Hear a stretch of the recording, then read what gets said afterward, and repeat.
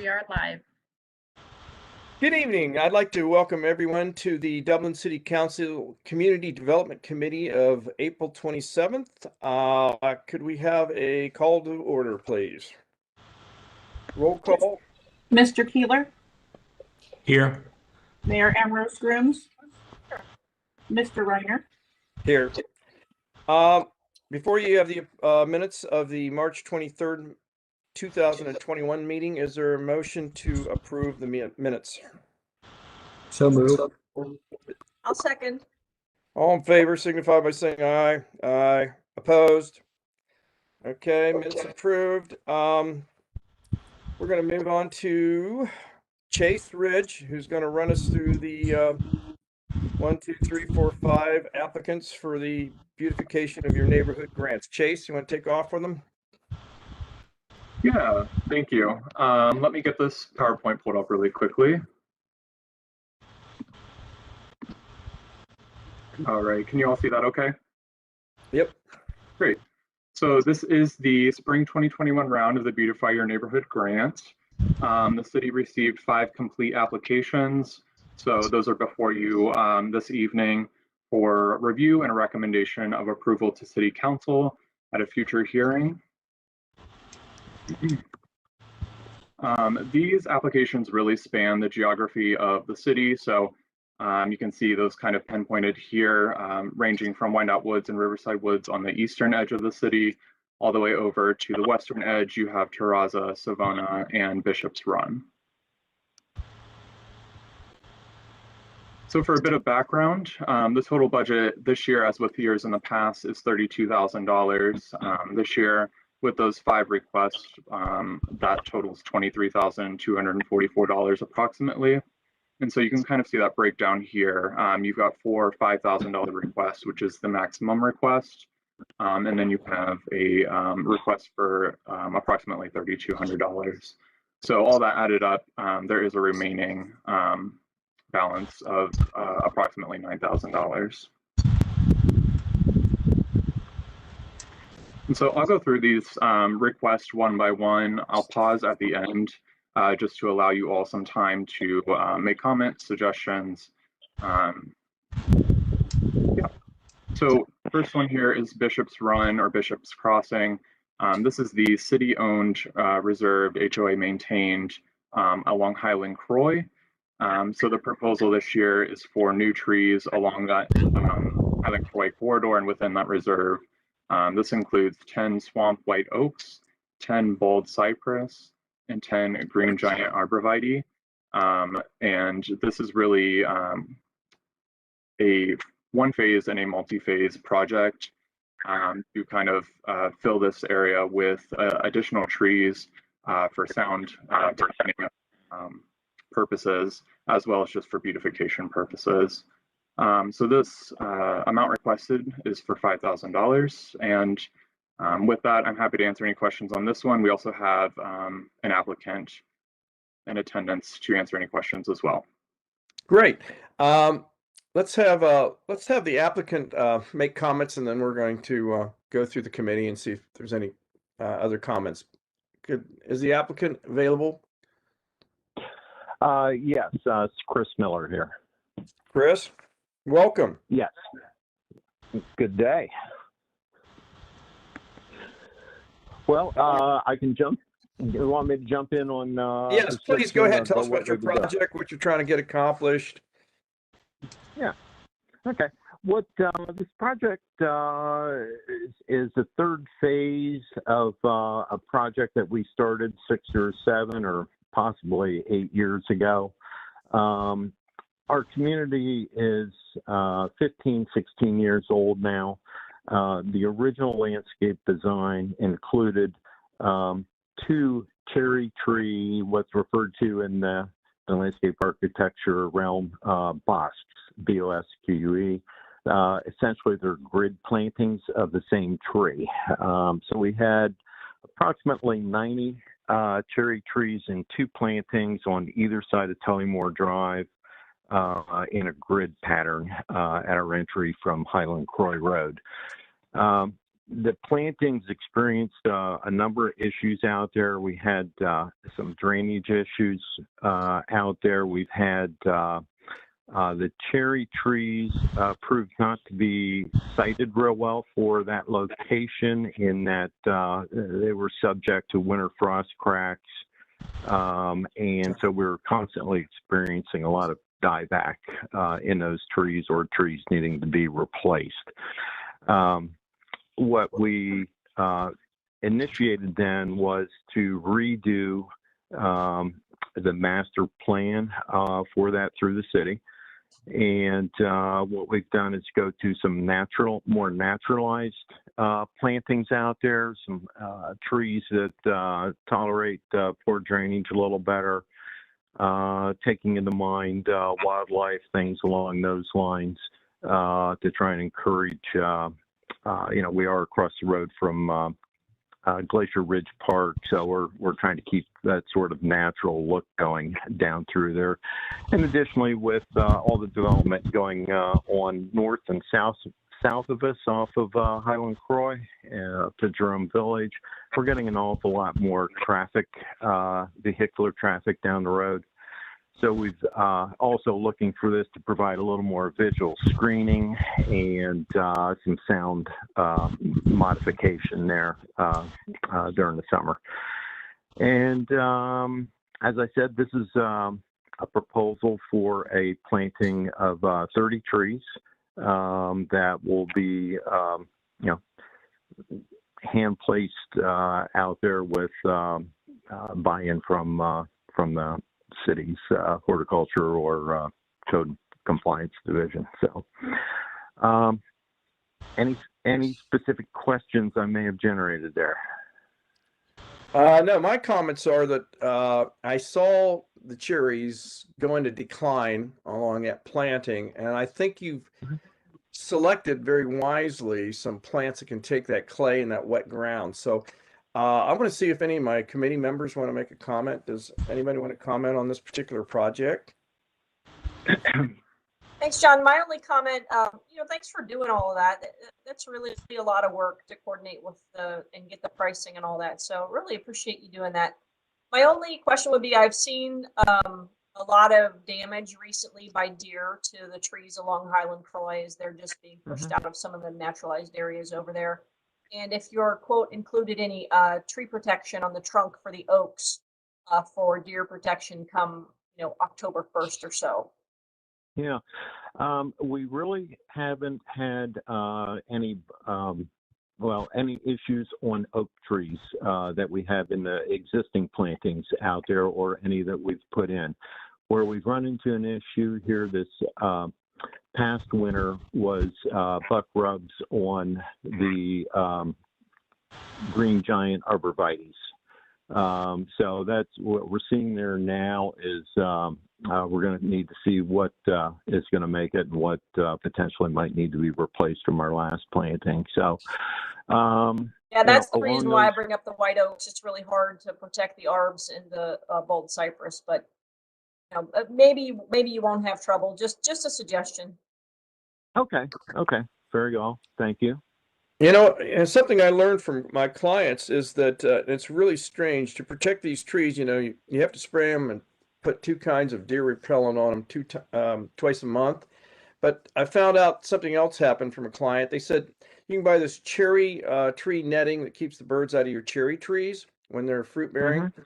And you just wrap that around the trunk. And when the stags come out to decimate your trees and start rubbing their antlers, they get caught in the netting and they leave the trees alone and they survive. So something I learned from a customer actually about a month or 2 ago. So possible solution to that problem. Cool. Well, thank you. And that stuff's very inexpensive and easily obtainable. Very well. Andy, anything you want to say about this particular? No, your horticultural experiences trump mine. The only comment I would make about this application and 1 or 2 others is that I think we have some sort of policy that we can't apply more than once in a 3-year period. But it seems if they're not, the neighborhoods aren't beating down our door and we're running out of money. There's no sense to enforce that. And simply allow some of these neighborhoods to get their plantings back to the way that, back to standard. But in the future years, if we have demand that exceeds the supply of money, we may have to go back to that policy. That's Mhm. okay. Certainly. Well noted. Is there a motion to approve this? So moved. Second? I'll second. All in favor, signify by saying aye. Aye. Motion carries.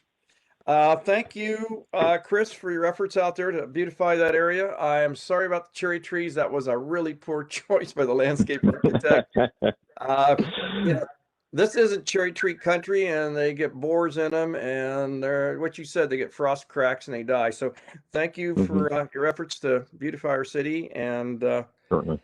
let's keep it up. Chase, you want to go on to Riverside Woods? Yeah, thank you. Let me bring this back up really quickly.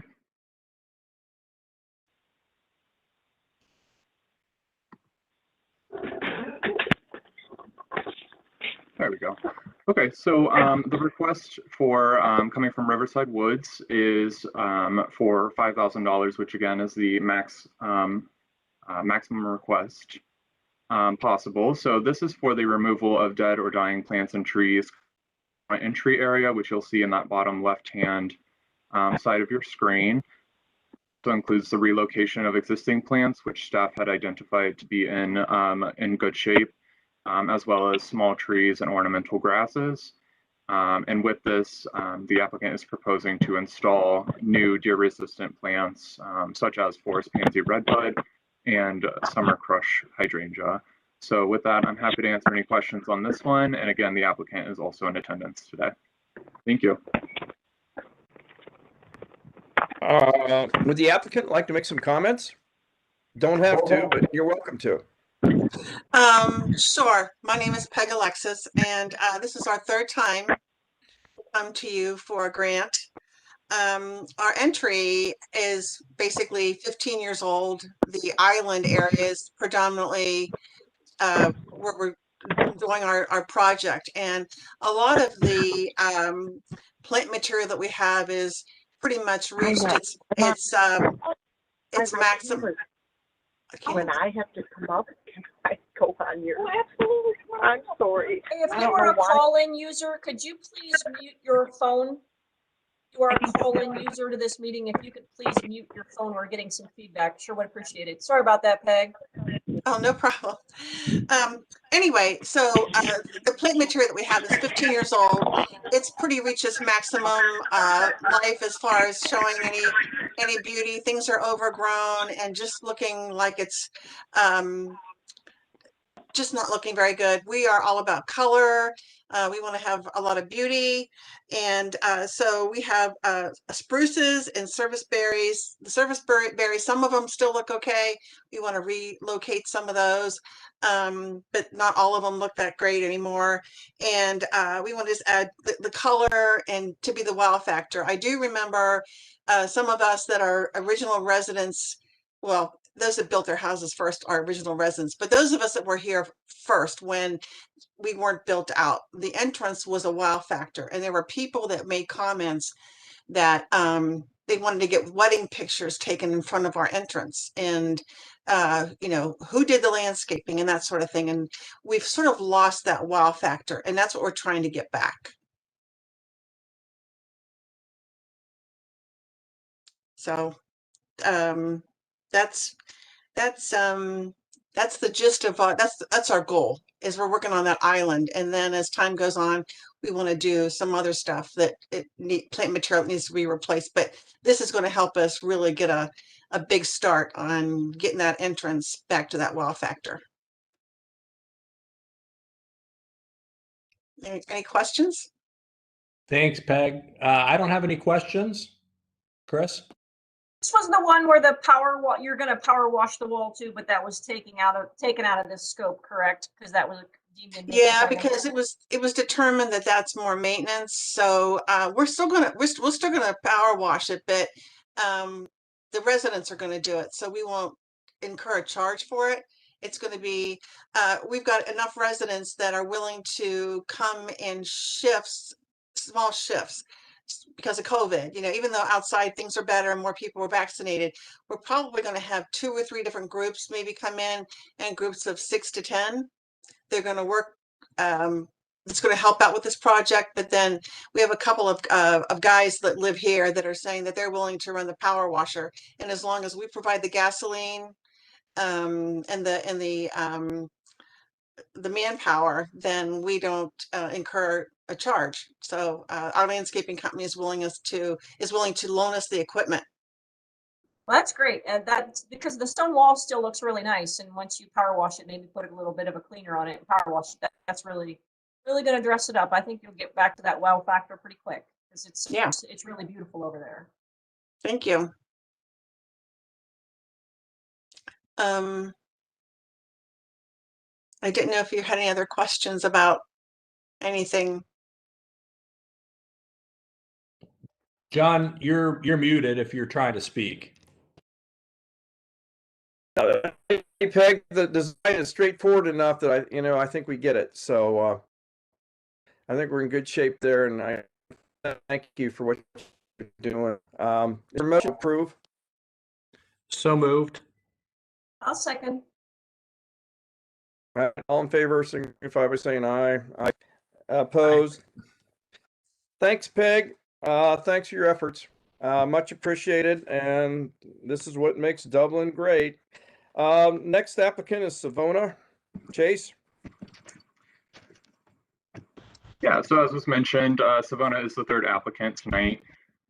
This is really part of a multi-phase project as well. And so this was meant to be kind of phase 2 of the 2-phase project, which includes final landscaping in those large beds. You can see in the top right-hand side of your screen an example.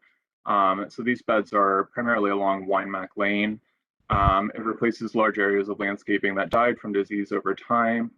And with that, the applicant is proposing to install new plants, including Walker's Low catmint, May-night salvia, and daylilies. And then also with this, the applicant's proposing uplighting on those existing trees within those beds. So with this, the applicant is requesting $3,244. And again, this completes phase 2 of the 2-phase project. I'm happy to answer any questions on this one, and the applicant is also in attendance for this one. Chase, I got a question for you. I think it's great they're asking for $3,000 and they didn't ask for any more money. This is just the limit of the particular design that they chose. Is that what brought them into the $3,000 range, so the $5,000 range? Yeah, and Cindy, if you maybe want to explain further, feel free to jump in. So what had happened too is last year, the neighborhood requested funds for what was supposed to be half of the fountain lighting and half of the landscaping. And then this year was supposed to be the other half of the fountain, other half of landscaping. Given the timing of the approval last year is really delayed because of COVID, the landscaping wasn't able to be completed at the end of last year. So, and Cindy, again, correct me if I'm wrong, the lighting portion was completed. And so this year, really, the landscaping portion is going to be completed. That's correct. And so that's why you're seeing that lower amount. It's just to finalize that design. That's correct. Is there an applicant present that'd like to say something? Yes. Hello, it's Cindy Pereira. Okay. No, we were fortunate in that kind of midstream of the first phase of the project, the Master Association, who dictates who manages the ponds, changed contractors. So what we thought was going to be very expensive to uplight those fountains literally became half the price, a little less than half. So we were able to utilize those funds, and ideally, because the fountains are pulled over the winter, we saved the cost of labor of having to have them pulled in the spring to install the uplighting. And we were able in one fell swoop to concentrate on getting all of the uplighting done, which leaves us just then with the balance of the landscaping. Wow, great. I just want to compliment you on the Walker's Low catmint. That is the most deer-proof perennial we have. And a neat thing about that plant, it starts blooming just when the tournament starts, and it blooms all summer long, and it's just tougher than nails. It's my favorite perennial. So that was a really excellent choice, I thought, by whoever picked it in your group. Well, thank you. I can't take credit for that. You guys gave us that idea. Oh, really? The city did? The feedback we got from you last year was some of the plants we had chosen weren't the best variety.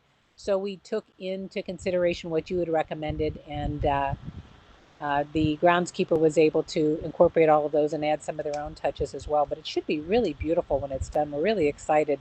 Those beds had 38 hydrangea at one point that became diseased, and all of them caught it, and they were just Savannah went through 3 builders before the community was done being built out, and they literally just cut them down to the ground. So part of this includes removing those stumps, revitalizing the beds with soil and fertilizers, and then all of the plantings will be done by volunteers here in the community. Great. Well, thank you. Thanks for your efforts. Comments by the committee? Any comments? Good, thank you. Andy? No, sir. Nothing? Chris? No, looks good. That'll be real pretty against that pond like that. It'll be a nice place to go for a walk. Yep. Well, motion for for your approval. support. The lighting has been just wonderful. It's been very well received. So thank you for that. Yeah. Well, it's a little bit of magic when you see all the different subdivisions starting to light up their entry features. It's really wonderful to zip down the street now, and just adds a little allure to our community. So thank you for doing that. Is there a motion to approve? So moved. I'll second. All right, all in favor?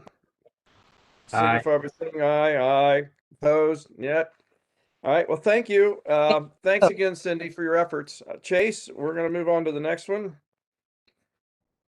Yeah, thank you. So the fourth request is coming from Tarzana. This request again is for the maximum of $5,000 and includes new plantings, which ultimately are replacing dead and diseased plants that have gone over time. And so these include green velvet boxwoods, May-night salvia again, and then millennium, I apologize. So staff is supportive of this request as well, and I'm happy to answer any questions you may have. Thank you. I don't have anything. I think it's wise to put boxwoods out because if you need an evergreen plant in our deer-infested community, that's, again, one of the toughest plants you can put out, and deer absolutely hate them. So it's, again, good choices, and someone's trying to give some pretty good advice, I hope. Is there somebody from the community that wishes to speak about the landscape? Yes, I'm Rose Beeson. I'm part of Tartan West board, and I'm here filling in for Laura Davis. What we're trying to do is replace old landscaping that's been there for about 15 years, that's diseased and just not doing well. And we're trying to coordinate this landscape using a lot of the same things that we've used throughout the whole area so that there is coordination and also for season beauty. And that's our goal. Well, it looks like it's going to be accomplished with the mixture of deciduous and evergreen elements. I think this is a pretty good plan. Yeah. Yeah. Well thought out. Comments, Chris? It's a nice design. It will be lovely. I should have said this earlier. We hear so much about these diseased and dying plants, and 9 times out of 10, you drive around town, and the reason that they're diseased and dying is planting depth. Is you see all of these installed really deep, and I would just encourage anyone that's working with someone that's installing plants is to inspect what you expect and make sure that they're not burying them too deep, because that is the #1 reason why plants succumb to disease insect problems. So yes, and we will be seeing that. Yeah, we've been working very closely with those putting in the landscaping, and it seems to be working out really well. Great. Thanks Andy, for what any you do. comments? I know it's a thankless job to be an HOA representative, but it sure does benefit the community. So thank you. Andy, anything? Nothing from me. All right. Well, thank you, Rose, for pitch hitting for the other person tonight. So we're looking forward to seeing this thing executed, and again, going to be another gem of a landscape that's going to add beauty and luster to our community. Is there a motion for approval? So I'll second. All in favor, signify by saying aye. Aye. Opposed? This motion to go, all these motions will go on to City Council for recommendation. Thanks again, Rose. Windup Woods. Thank you. So final request tonight is coming from Windup Woods. This is at the intersection of Riverside Drive and Windup Woods Boulevard. The request again is for $5,000 and includes new plants and trees in largely bare areas. These new plantings include Norway spruce, little devil nine bark, and catmint. Also proposed is the installation of 1.75 tons of Delaware gray stone to complement existing stone that's out there.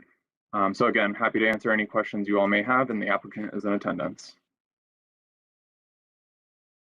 I don't have any questions except for it's going to be tough to get the Norway spruces, and I hope they get them, because if you think there's probably 100 million spruces being raised right now, the blue spruces and the Colorado green spruces are not going to be purchased because of the needle drop disease.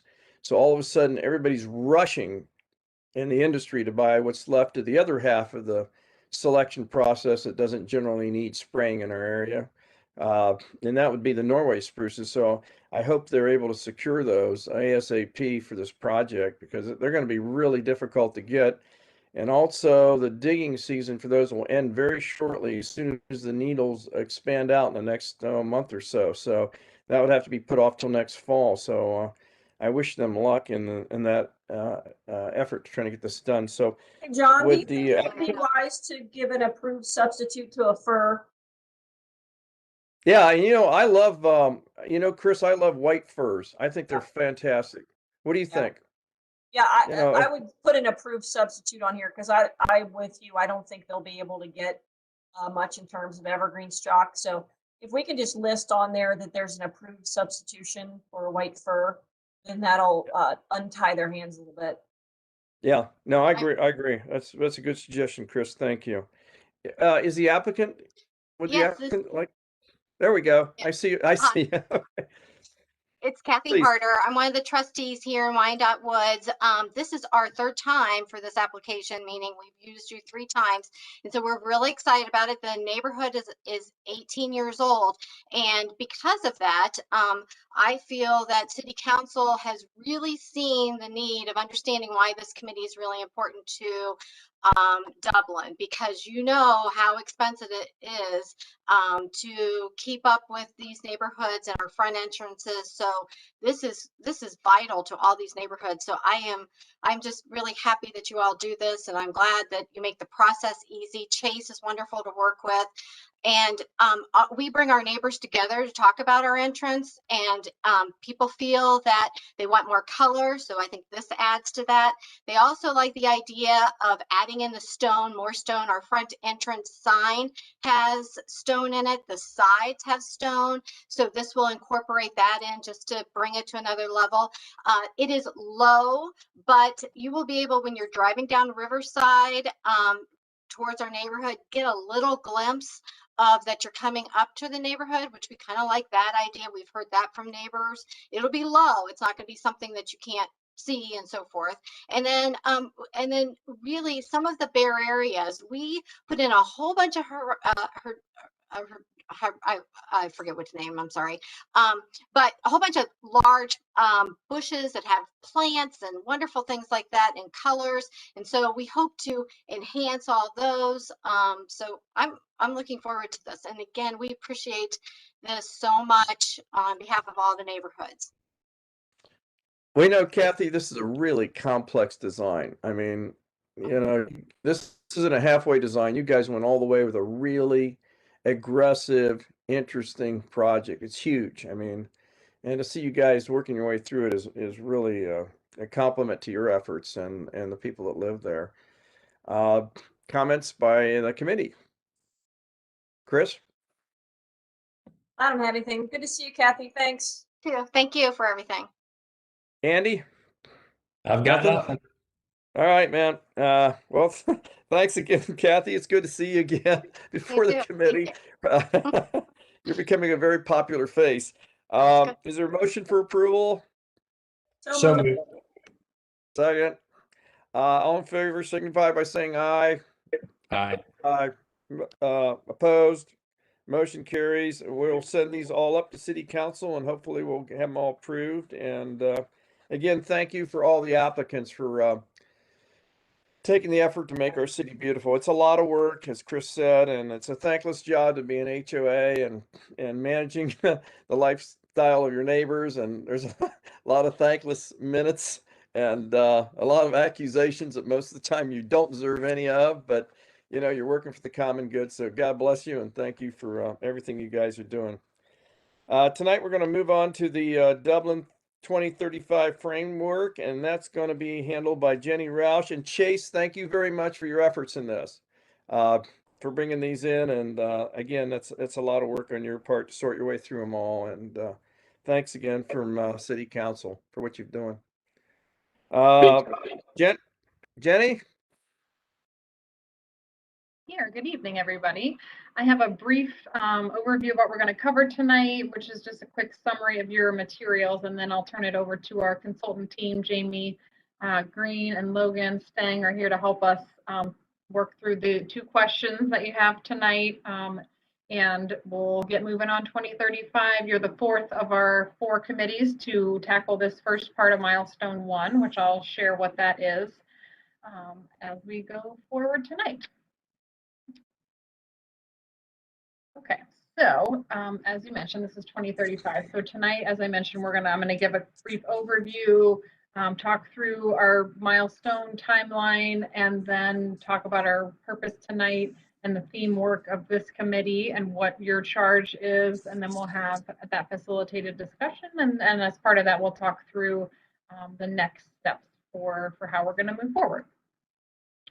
So I think everybody's pretty familiar, but just to ground everybody in our purpose. The 2035 framework is really looking at the big ideas and what's going to define us moving forward from a visionary perspective into 2035 and ultimately beyond.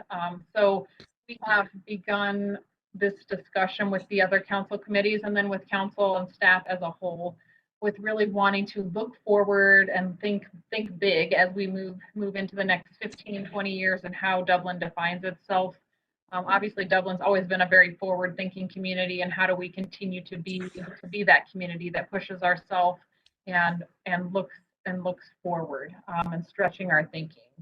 The goal of 2035 is to do those things as well as then using them and implementing them.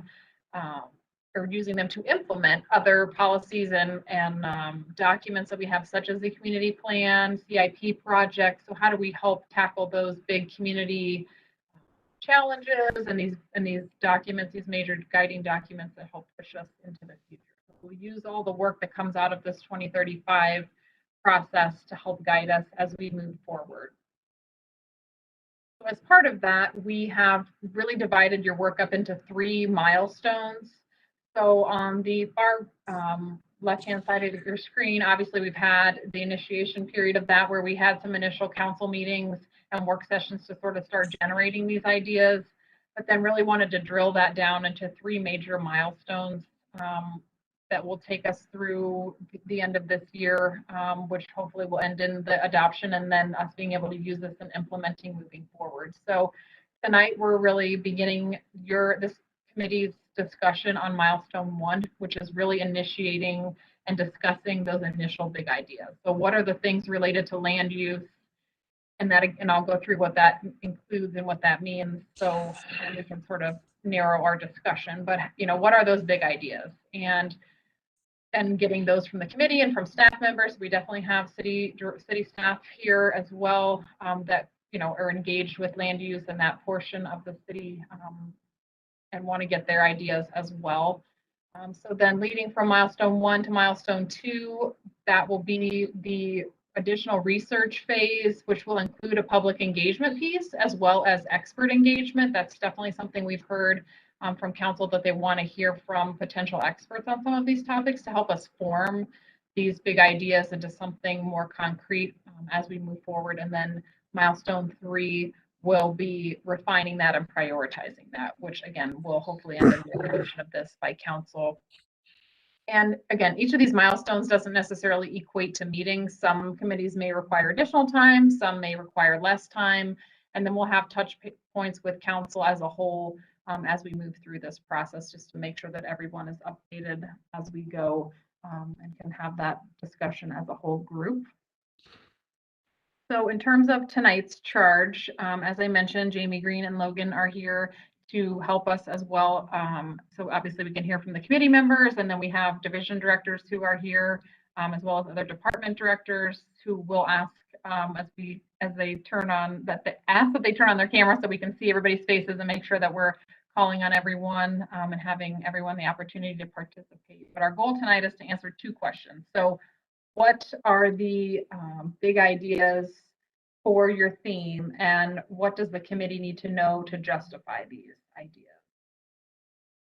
So for land use, that's really looking at housing, aesthetics, nature, development, historic and cultural, responsible growth, and special area plans. So looking at all those different sort of big elements that would fall within the land use category.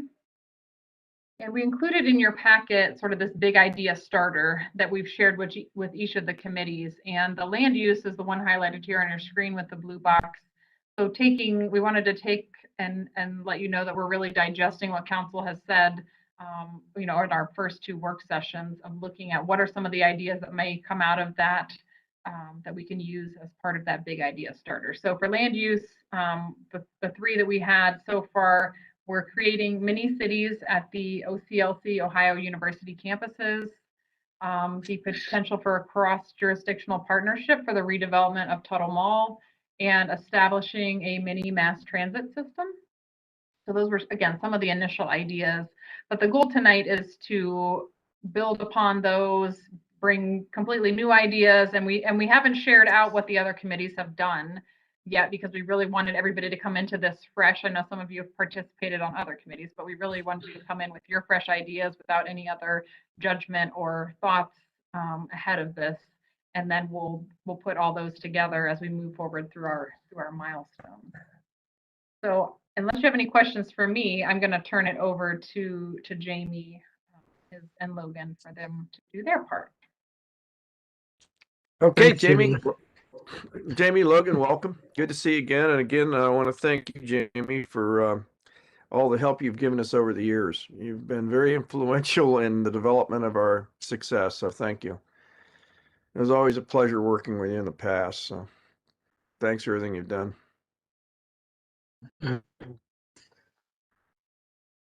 appreciate that, John, and we're glad to be back here and to be helping you. I hope it's not lost on any of you, the unique opportunity is to think big. Our practice, we work in a lot of different cities, and many of them are just trying to do the best they can with the basic services. And so to be in a community where you really can think big and expansively is really a special opportunity. So it's not lost on us that we're getting to help you with that. Jenny gave a nice background about what it is that we're trying to do. Logan tonight will be sort of trying to keep track of what it is that you offer and share. And then that will be put into what we're calling this theme relationship matrix. So for the first 3 groups already, we have mapped out, their ideas and, whether or not they bleed into other groups, like the quality group generate a lot of items that are related to quality of life, but they could just as easily be related to mobility and transportation infrastructure issues. So we're trying to understand that, and we'll take whatever you share with us tonight and put in there. As we talk tonight and brainstorm tonight, I would like you to think about if there are specific examples of what's in your mind's eye right now. What are examples, or if there are illustrations, or how we could illustrate them. We had in the quality of life, we had folks providing us some videos that we could actually package with the thoughts to help illustrate what was important to them. So if you have those tonight, or if something comes up tonight where you want to provide us some imagery, we'd love to have that. So appreciate you turning the cameras on. Everyone is participating tonight. All the members of the committee are participating here tonight. If you've participated in another session, I hope you held some ideas back, because you're going to have to come up with some other ones. I think I see a face here that this might be their third tour of duty, Jay and Matt. So anyway, this would be a real test for you this evening. So I'm gonna call on you, and I would like for you, in some of the meetings we had folks that just were really on a list of like 5 or 6 things. They just fired them off. I'd like to get one at a time from you. We'll go around as many times, but want to make sure that each of you get a chance, to share. So, our experience is that if you're listening in, a lot of times somebody's idea will trigger something and you trigger a new idea. So there's really, really good reason to stay tuned into what's being offered. So let's start with offering some ideas, transformative big ideas that you would like to consider. Again, we're not evaluating feasibility tonight. We're just getting the ideas out. We will work on them later. So anybody like to go first, or should I just call on Jay just to get over? Yeah. Oh God. So yeah. So John, how about you? You have an idea, big idea? Well, I think the OCLC, Ohio University development of a mini city, much like Bridge Street, I think was an idea that we kicked around earlier. I think back on, and I think we brought this up. Maybe this doesn't slot into here, and I'm excited to see that in the future. I'm sure we're going to have to redo Tuttle Mall as it might wane out, and the mini transportation idea is great.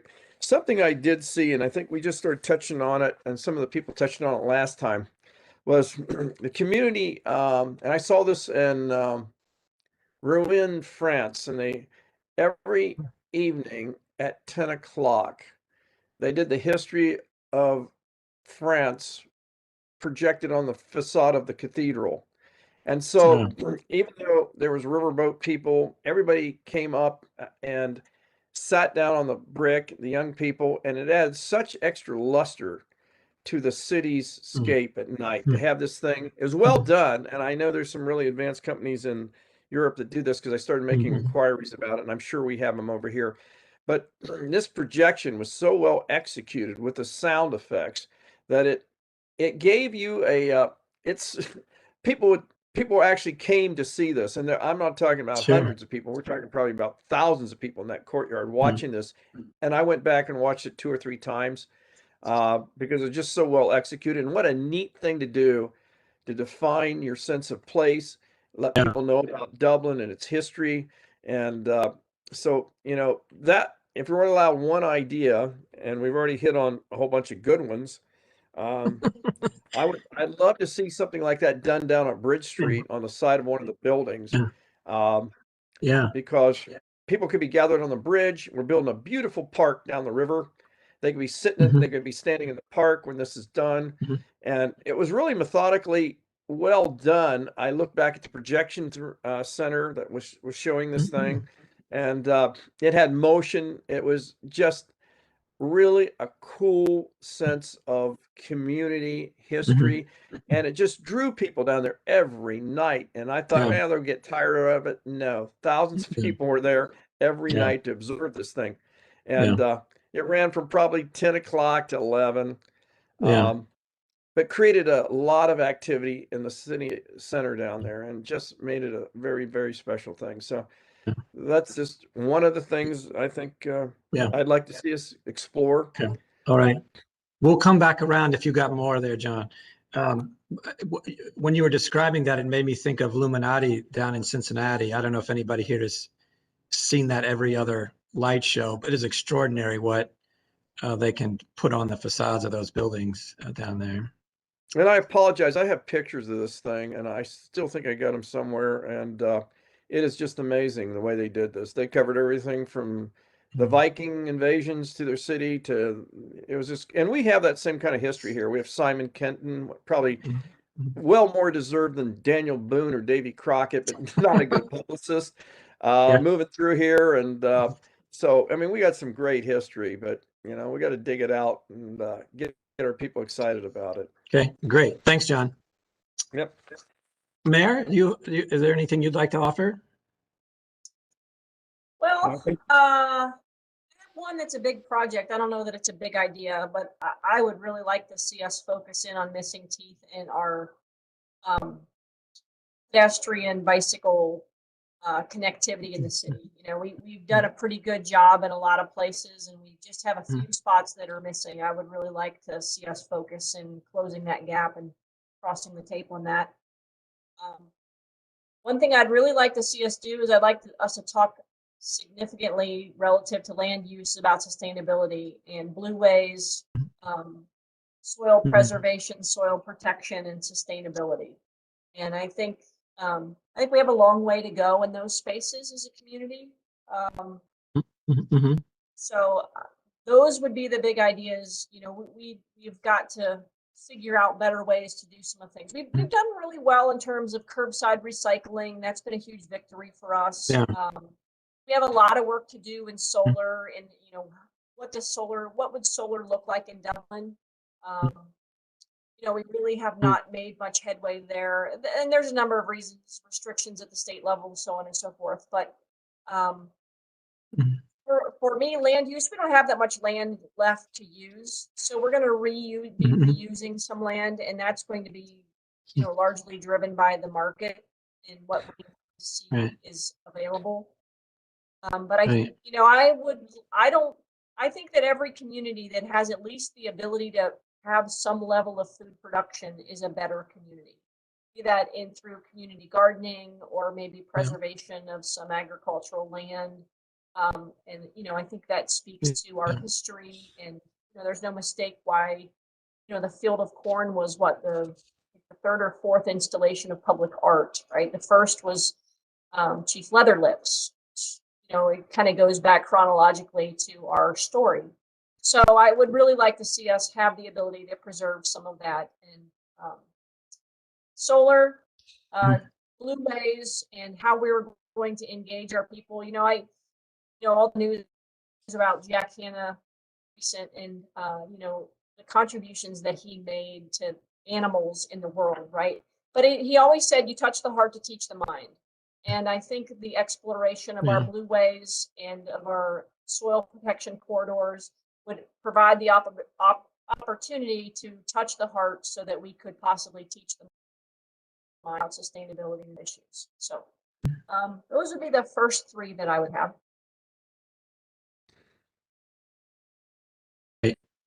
Thank you. It seems like this is like you as you kept doing things, but there's a way to elevate that really significant way, and we can work with the staff to see what that might look like.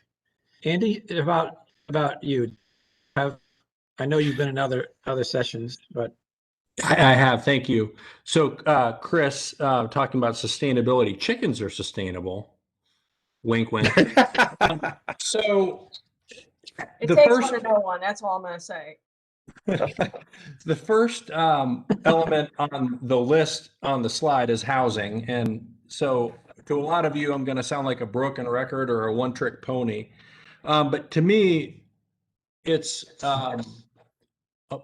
understanding how council feels about, we have a ratio of commercial and residential, and we have, I believe it's 20% residential left to develop, assuming you don't change the zoning, and we have 40% commercial left to develop. So there is land around Dublin that is open to use for the first time. There's certainly redevelopment opportunities, but the comment comes up, well, we'd be smarter to put our money or effort into developing money-making real estate than, and so as opposed to money-losing real estate, which is, I guess, presumably housing. But I think it's important to understand that housing and development work together, or can work together. They can complement each other. So it's more, to me, a question or evaluation of what are the different housing opportunities that the city doesn't have today that it should have to attract new development that will be income producing. In the finance committee meeting, when we were discussing this topic, Matt Stifler had a really concise futuristic view of housing. And I'd really like to call on him to share that with us. Not to put you on the spot, Matt, but I think to me, it sort of set the stage as to what council should be thinking about with respect to housing and how it fits into the overall framework with respect to development and economics that afford us the opportunity to have historic and cultural assets in the city, and so many parks and other amenities. So Matt, would you mind, I don't know if you can recite it verbatim, but whatever you said last time, regurgitate it for us. I will do my best, but luckily it's on video, so we could just go watch the tape. I think what I was trying to express was, and we were coming at it from an economics perspective. I'm kind of a bottom line kind of guy. That's my job around here. And I think what I was trying to express is there was a dominant economic model since the city's early development in at least the late 1990s through probably 2010, 2015. And that dominant economic model was really built around the office park. And to support that dominant economic model, single family housing was the preferred mode of housing. And Dublin developed as an office building and single family city, but it also happened to have the benefit at that time of pursuing the best possible economic strategy. And there are negative consequences associated with that strategy, the largest of which being increased traffic for residents in a much sleepier early 1990s Dublin than the Dublin we see today. And council made conscious policy decisions to alleviate some of those or counterbalance some of those negative connotations with the increased development to pursue a dominant economic strategy, which was, the office parks that we see around Dublin today.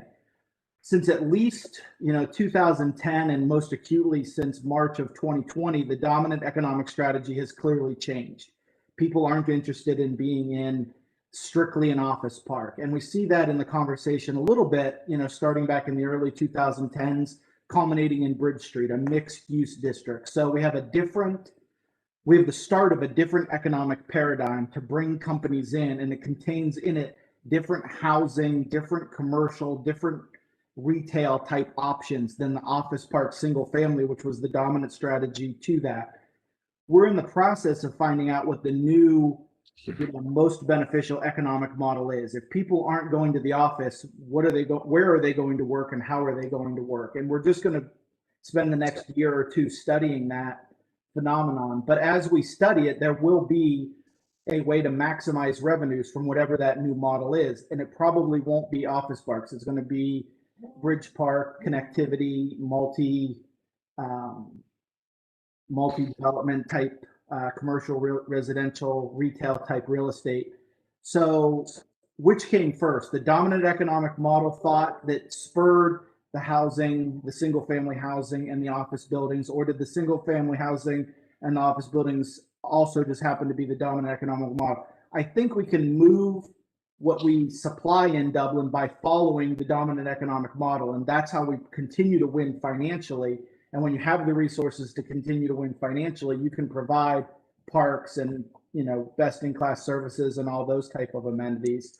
So that's what I was trying to get to, is that if you pursue something that's financially the best case outcome for your community, you open up opportunities for everything else. You know, Matt, that is exactly what happened, started in 1980. You hit it on the head. High density, substandard apartment buildings were discouraged. Office was drug in here so we could fund the parks and the schools so we could educate our kids. That was the game plan that was laid out in 1980 by the Planning and Zoning Commission, and just continued rolling on with Bobby Clark. And you're right, times have changed, and it's time for us to figure out the next game plan.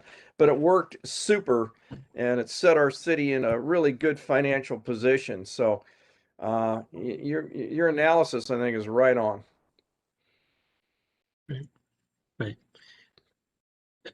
Andy, looks like that's what you were looking for from Matt, and so he delivered as you. Yeah.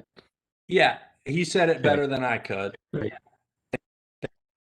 Yeah. Good. I just hope you say it like you wanted it. Sound like he did. You know, and it exactly was thought out exactly as he said it. I mean, we sat down and came up with that game plan and said, this is what we're going to do with this city to make it powerful, wealthy, and have great amenities. So it did work for a while. Yeah. Well, I haven't heard Bobby Clark's name in a while. Thanks for that. No, Bobby, we trained Bobby in this very thought process that Matt just described. She was trained down to her toes to execute the will of the city. So she was one of the greatest planners you could ever have had. She's a heroine for our city, really. Yeah. No, yeah, that made me think of the Mount Auburn study too, which must be in the archive somewhere. Yeah. All right. So Brad, how about you? Is there a big idea related to this topic already for the city of Dublin you'd like to share?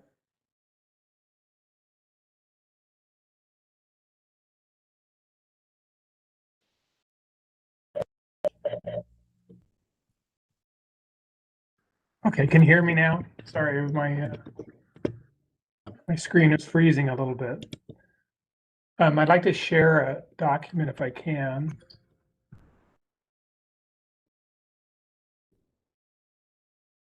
You're getting extra credit, Brad.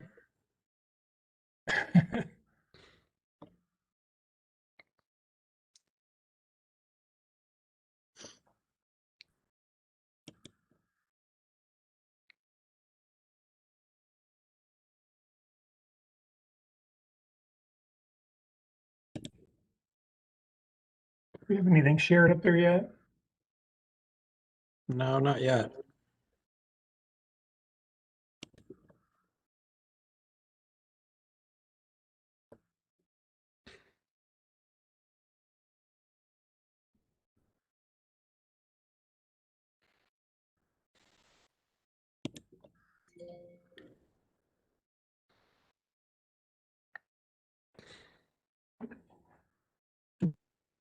Do we know if Brad has privileges, Jenny? Anybody should be able to share. You could always email it to me, That's Brad, scary. and I can share, or maybe turn off your video. That sometimes helps if you have too much. Yeah, let me stop my video.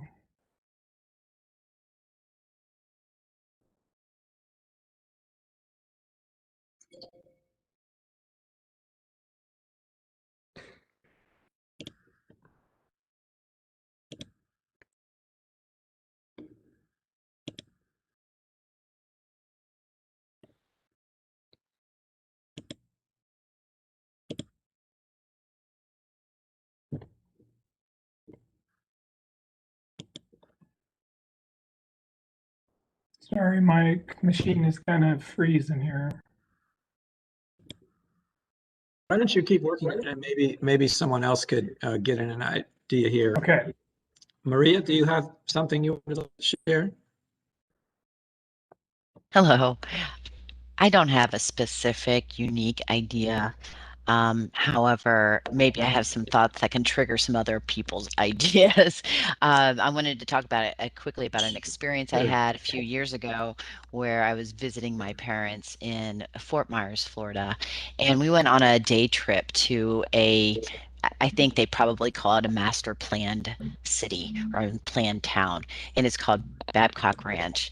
And we spent the day walking around and experiencing this very interesting small town city that was planned out to, specifically um, consider energy efficient buildings and standards and water conservation methods and solar as the way that they power their not only their shared structures, but their homes, as well as having some of the things that I've heard us talk about here, such as the town center being connected by bike trails easily, so you can get into town easily on bike as well.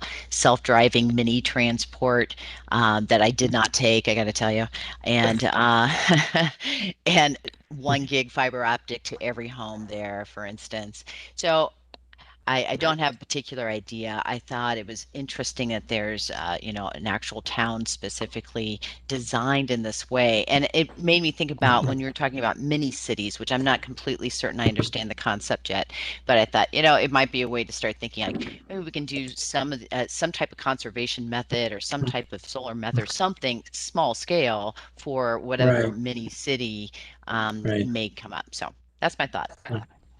No, thanks, Maria. And I think the idea about the mini cities is, a integrated mixed use place maybe has some similarities to the work that you've done, Bridge Park, like that. But I like, your idea that when you first started talking about this example, I was thinking about the whole community. But you're right. You could actually do some demonstration in smaller scales. There's in a number of years ago, we did some work in the Middle East, and in Abu Dhabi, they had these series of cities that had kind of themes to them. And there was one called Masdar that was all about technology. Like when you got to the edge of the town, you got out of your car and you moved around in a particular kind of vehicle. It had all solar. But so I think you're onto something, even though you don't think it's conceived as an idea. There's something really, I think, significant there. So thank you. Brad, it looks like, I think this is you, your inbox. Better respond to colleague Now it's quickly. sharing that. I was going to try and send it to Jenny. Okay, we saw the map of the office parks just a minute ago.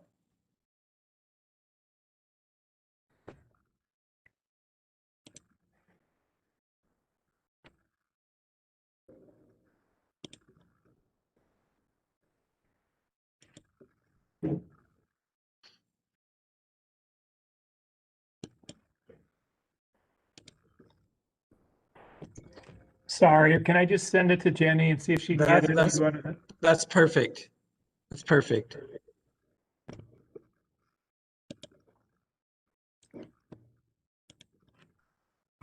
All right.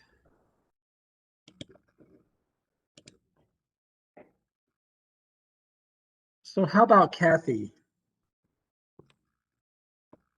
She's actually not a director to be included in this at this point. Okay, I just see the names on here, so Yep, I'm that's just okay. trying to get there. Okay. All right. How about Megan?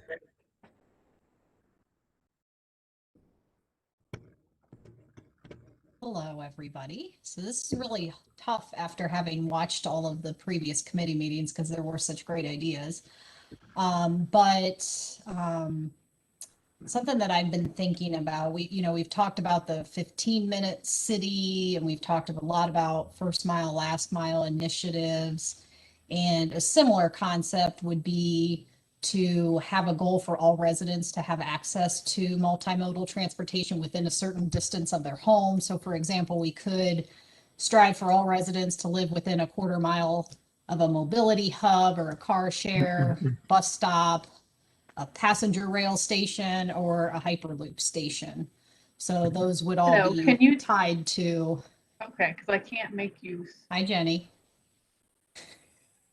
So those would all be tied to land use. And then, you know, the focus of this discussion has been on land use, but then that's also taken me to the air, because, you know, how we utilize the air would obviously impact how we utilize the land. And with, you know, all of the recent advancements with drone technology, which is also referred to as unmanned aircraft systems. I mean, those are capable of transporting packages and people. And that could, I envision, really change the way that we provide some city services. It's already being utilized in law enforcement and fire and emergency management. I just see lots of potential with our airspace. I know there's lots of regulatory issues that still need to be worked out with the federal government, but I do see, you know, things moving that way pretty fast. And I just see that transforming local government in the future. So I actually worked in 2 ideas there. Hope you don't mind. You did. I was counting. But they kind of all flowed together. Yeah, they do. No, those are good ones. And it's exciting about what the drone technology means in terms of, as you say, how you deliver services for the city more efficiently than you're already doing right now. So thanks, Megan. So we have the office building inventory up here. Brad, do you want to talk to this?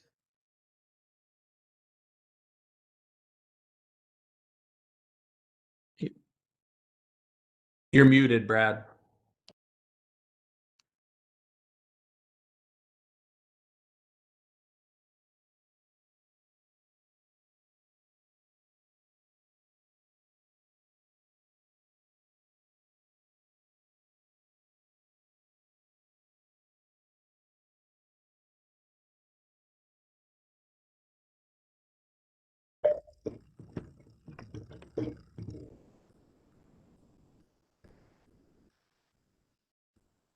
Amy, why don't you pick someone else and we'll see if we can sort this out.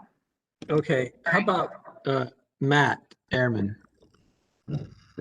I know you've been at this before, so I don't know if there's something new. Well, I'm kind of like Andy. I tend to favor our parks and recreation ideas more than anything for some strange reason. But you know, I'm going to go back to a little bit about what I spoke about last time, and that is, you know, we've always been challenged here in this city to be able to accommodate a variety of different outdoor recreational activities, whether that's field space or court space or just general festival areas and things of that nature. And we do a fantastic job of allocating those resources. The difference between what we can allocate and what we can accommodate, you know, one drives the other. And our philosophy has always been to accommodate the general recreational component of it. Well, the trend in sports, youth sports particularly, it's becoming more competitive, and the expectation is to be more competitive. And it's not necessarily because people want to be competitive. It's just, you know, the nature of the sport and people wanting to move up to higher levels and things of that nature. The problem with that is, you know, we've got an onslaught of a variety of new types of sports that are asking for field space, that are competing with some of those higher level competitions. And we don't have, I don't think we have the political ability to say, okay, you can no longer use these fields because we have to accommodate these new people, or vice versa. So it's a struggle. And we're not the only community to be dealing with this issue, nor should we, I think, be the only community that has to find the solution from a financial standpoint or resource standpoint. I think there's opportunities for us to take advantage of land masses, particularly to the west of us here along the 33 corridor, and enter into some of these regional partnerships with other entities, whether they be public or private, to be able to expand the opportunities. When these leagues, I'll just say soccer leagues, play together, they play collaboratively with multiple different leagues from all over the region. And, you know, they share resources within each of these communities, which takes a little bit away from some of the more recreational components of it. So I look at those as opportunities, as those land masses have not yet been defined from a development standpoint. And, you know, those partnerships could start to be creating opportunities for us to create multi-use types of facilities and not put the burden just on the city of Dublin, but we could reap the benefits from that financially from an economic standpoint of, you know, heads and beds from local tournaments and things like that. So I'm going to keep harping on that because I'm a firm believer that's one of our challenges in the very near future that we need to solve. Yeah. And Jamie, Matt made me think of one of my other ones that I would like to mention while we're waiting. Sure. And it's really was my philosophy, even when I first got on council, is land acquisition as a defensive mechanism. And I think had we started 10 years ago up Highland Troy and had a different mentality of, you know, maybe we'd overpay $10,000 an acre and we would just acquire it and pay the piper, is really less expensive than trying to solve these problems with partners that are broke.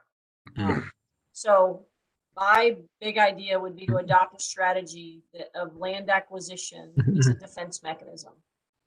Because at the end of the day, the worst thing that happens is you have land. It's, you can't make any more and it's not getting any cheaper. No, thanks, Chris. I mean, that is an interesting, it's a big idea, but it's kind of the inverse, you know, like it's not necessarily creating something, but it's enabling something going forward. When you were talking earlier, and then with what Matt just said, it made me think that there is like a big idea around land use. You know, it's a little bit different than what you would conventionally think of your land use plan. And, you know, there's a single family housing here or some industrial here, but really thinking, how do you use it strategically in a big, powerful way? Seems to me there's a big idea in there, and it could be just acquisition, or it could be for strategic opportunities like Matt was talking about. But that sounds like it's there. So yeah, I think there's a big opportunity for leveraging there. You know, either leveraging for economic development, leveraging for recreation. You know, you could leverage it for preservation. You know, you could leverage it for a lot of different things. But you know, possession is 9/10 of the law, right? Yeah, right. No, that's great. So, Brad, you just yell out, man, whenever you think you're ready to do something. We'll let you jump in here. Jay, do you have something? Sure. I keep going back to some of the previous committee meetings that we've had and some of the discussions we have, but I would certainly be remiss if I didn't say ultimately, I mean, we're talking about land use that we have to preserve and protect our natural woodlands, our parks, and our natural environment that we're so blessed to have here in the city. So I know that's not a big idea by any means, but I think whatever we do, we need to ensure that we're doing that in this process. You know, I go back to the connectivity, which I've mentioned before, in the expansion of our bike paths that Chris mentioned, and our interconnectedness. But then the thought of this redevelopment potential or possibility to some of our legacy neighborhoods, and I don't mean that in a bad way. And if I pick on like the area in Terra Hill. If you have the opportunity for a redevelopment of that area, and look into just really technologically, so solar power, you know, going with the zero waste system, just the ability to go in there and everything with being within a 5-minute, you know, walk of each other and have that connectivity, and green spaces and just opportunities along those lines. So something along those lines. It's not a well thought of idea, but when there's potential for redevelopment in some of our neighborhoods, maybe looking at something along those lines, to really get some technology, high-speed fiber, those things into those areas, and look at creating something that's pretty unique for those areas. Great. Thanks, Jay. I think I had So- sent my file to Jenny. I think she can share it.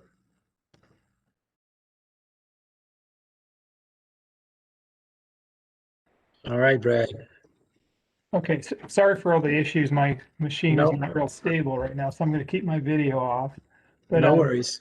So I just tried to think, I was brainstorming a little bit, and so I took inventory of about 365 office buildings in the city, and I plotted them on a map.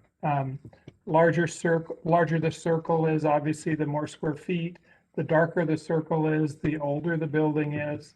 So older buildings have more, are more difficult to lease since they have, dated features and amenities.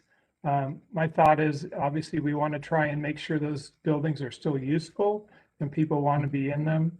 So I had thought of developing a team with city staff, maybe a building architect, a landscape architect, to look at the inventory in the city, analyze building data, and refine the building list of properties that have the best possibility to be improved and marketable. And then basically have that team work with willing building owners. Obviously, there's some buildings that are owned by conglomerates or out-of-state companies, which probably are not the ones to work with. We need to work with local, regional owners, brainstorm on reasonable cost improvements to make their buildings more marketable, and possibly fund, say, a portion of the architect's time that works with each building owner, or match funds for maybe landscape improvements, monument sign improvements, entrance improvements, or facade improvements. I don't know, even thinking out of the box, convert some of these old buildings maybe to first floor retail and office above, just like, all the new models are. But something around that. Obviously, this is just a preliminary GIS plot I did. Some of the dots that seem to go outside the city, so I'm not sure why some of those are doing that, but it's just a general overview. So those are my thoughts, to try and make existing older buildings, 70s and 80s, more marketable, and try and get their occupancy up. Hey, Brad, I really like that idea. And I think one of the collateral damage, in a good way, for that would be that maybe the word would get out and people would want to own these buildings, and maybe we could generate some more local ownership again for some of these entities that have, bought up a lot of the office space that are out of town, the Blackstones and all of those kind of people. But yeah, if we started with the ones that were owned by local folks, maybe that would prod more local ownership, which is always a better thing. Yeah, and that's always the thing that we've always had, like these out-of-state people. It's a line in a spreadsheet, and they don't really care about it. They just collect the rent, That's right. and that's they never want to put any money into their building or improve the community. Mm-hmm. So Brad, the big idea here is to sort of first, get your arms around this, but then to really transform the way, particularly the big blue dots, I'm guessing, are being managed. Another layer of information would really be useful is just sort of the occupancy of these buildings, just to know how they're being utilized. Yeah, no, that would be obviously more we have to dig into. This is just a preliminary list of buildings I got from economic development, and just my first flash of the data. No, it's really interesting to look at where the order of magnitude is, and so I appreciate you doing that. Anybody else have questions or comments for Brad?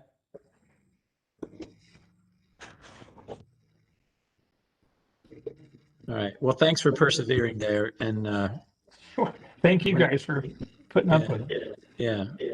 Now, this seems to be a very patient, understanding group when it comes to technology, on WebEx. We've all been there dozens of times, I'm sure. Good. So Colleen, how about you? If you want to comment on that, you can, or if you've got some different idea, jump in there. So yeah, Brad and I talked about it earlier today. So I'm going to agree with his big idea, because I think it's fantastic. So I don't want to steal his thunder though, because that was all him. I just provided him information. Right. honestly, my big idea is the mayor stole my idea because I'm all about wargaming. So I look at the map of Dublin on a daily basis and try to figure out how we can grow our boundaries as land continues to develop and we start to run out of it. Having to face redevelopment as our only option. I don't like that. So I want to figure out ways that we can make the city bigger. So land acquisition has been something that we've been very successful with in economic development. So I don't know if there's ways that we can grow our boundaries. And then to throw this at Matt and Jay, who I'm sure will love me, I spent the weekend in Indianapolis at Grand Park, and I know the mayor has been there as well. And by gosh, we need a Grand Park like Indianapolis. It's amazing the amount of revenue that thing generates and the amount of visitors and the amount of money that gets left behind in that community every weekend. It's just a stunning facility. And I think $1,000 a weekend, every family. That's how it goes. Yep. What was so what was it? Mayor, what was that comment? It's about $1,000 a weekend for every family. Wow. That's what you budget. By the time you pay your hotel and eat out and do a few things, and $1,000. Like true soccer parents. Yep. So I had to get that in there. So I think I can't believe that there isn't a facility like that in Central Ohio. And if there is going to be one, it doesn't make any sense for it to be anywhere else but Dublin. So. All right. My ideas. Yeah. Colleen, you don't have to describe it here tonight, but when the discussion was happening earlier about housing, and then Matt was following up on Andy's prompt, I thought you gave a pretty powerful testimony about housing in the February meeting. So at some point we talk about like the housing dilemma, and maybe everyone else knows that all this, but I thought that was a really targeted sort of assessment about the housing challenges and economic competitiveness, the relationship between the two for the city. So at some point we want you to back in on that conversation. I might have to go back and watch that meeting. I don't remember what I said. Watch the tape. It was very good. It was very good. All right. So Homer, is there anything you'd like to throw out here for the group? Well, the problem with going so late in the order here is most everybody's talked about every other idea that you've had already. Right. The one that I think, just looking toward the future and in reference to an article that Kathy sent out, was it yesterday? I think it was, in regards to electric vehicles. Most automobile manufacturers are starting to make commitments to having all electric vehicles by 2030 or 2035, that kind of stuff. And just thinking about the needs of power, to me, anything we can do in terms of power generation that we could be or make ourselves less dependent on, big companies, things like that, through solar panels, what have you. I mean, if there's some land acquisition we can do to create some solar farms, or make use of available space, like putting solar panels throughout medians on the highway, things like that. I mean, those medians are kind of wasted space, just sitting there between two opposing lanes of traffic, and it's really they're doing nothing. So if we can do something with that kind of stuff, to generate some additional power looking into the future and what our power needs are going to be, I think that'll be very beneficial in terms of sustainability and everything going forward. The only other thing that I really think of is, sitting here, I've got 2 acres, and I'll tell you, I've planted 50 trees on my property here. And anything we can do to garner space, if there's an old parking lot that's not being used anymore by a business, and we don't think it's going to, tear the parking lot up and plant trees in place and increase some of the green spaces, to make the place more livable. Not that Dublin does a bad job, Dublin does a great job of that, but I still think we need to continue looking for opportunities, where we can, to increase the tree population, around, Central Ohio. We tend to keep expanding, and the more we expand, the more trees go away, and I think we need that, and it'll also help create, habitats for wildlife and everything for them to continue to exist and thrive as well. So there's Homer's take on it. There's Homer. All right. Thanks, Homer. Brandon, how about you? I don't think it's fair that you let Homer go before me this time. I always need to steal his ideas. This will go back to a couple of things I've mentioned before and some things I've heard tonight. And I was thinking back, there was an interesting thing in my studies in kind of biogeography, thinking about preservation and conservation of land and where do you get the most bang for your buck if you're trying to preserve land for a certain species of animal. And the idea being, do you do one large reserve or do you do several small? And it was something we kind of worked through with research and at that class level. And what we came up with was a discussion of, we came up with this LASAC, I like to make up words, and that means several large and small and connection among. And so we've talked about this a lot with the idea of the mini cities. And I'm going to attempt to do this, even though I've seen others have a lot of trouble with this. We'll see how it goes. And when the idea of having the mini cities and being able to find where those are and what those are, and thinking in terms of pockets and thinking in terms of connection. And, we've done a really good job with our parks and our greenways of connecting along natural corridors like stream corridors and doing with our stream protection ordinances and floodways. And thinking in terms too of people, not just the environment. How do you build these little spots and these connections so that people can effortlessly get from spot to spot? They don't have to think about getting in their car. They don't have to think about getting on a bus or a train or a micro transit. They just do it and then they get to the next place. And all of these things, again, we talked a little bit about scale in one of the other meetings. If these are walkable or rideable, how do you develop along those so you get that European feel or the big city feel, not being a big city and developed, but something that captures your attention instead of just walking or riding along, an automobile-based thing. And the last part is what's inside of these little bubbles and boxes is the notion of the circular city or something that's building a little bit different, where it's not exactly like a bridge park where you have just this linear feature. It may be something that's like this that could be woven into the fabric of the community, because a lot of times we get pushback when you try to upset or change something like traditional single family home development. What's the buffer between those and these micro cities, if you will? And these are very small scale because our whole city is only 25 square miles.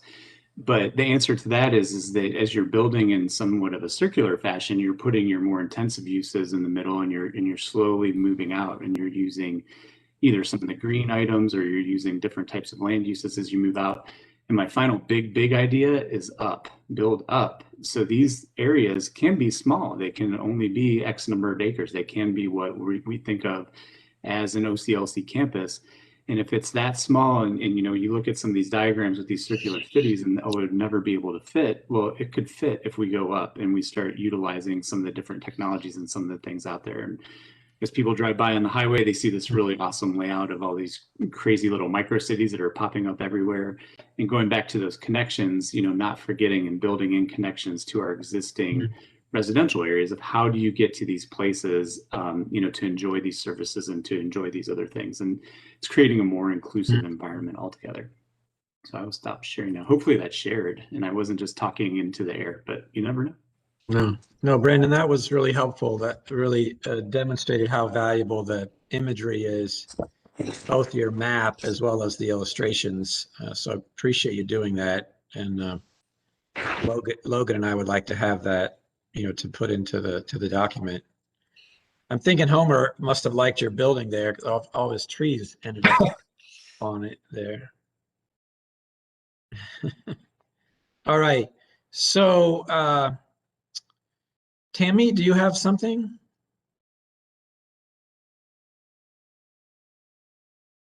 No, Jamie, I'll set this one out, but thank you. All right. Thank you. Jenny, how about you?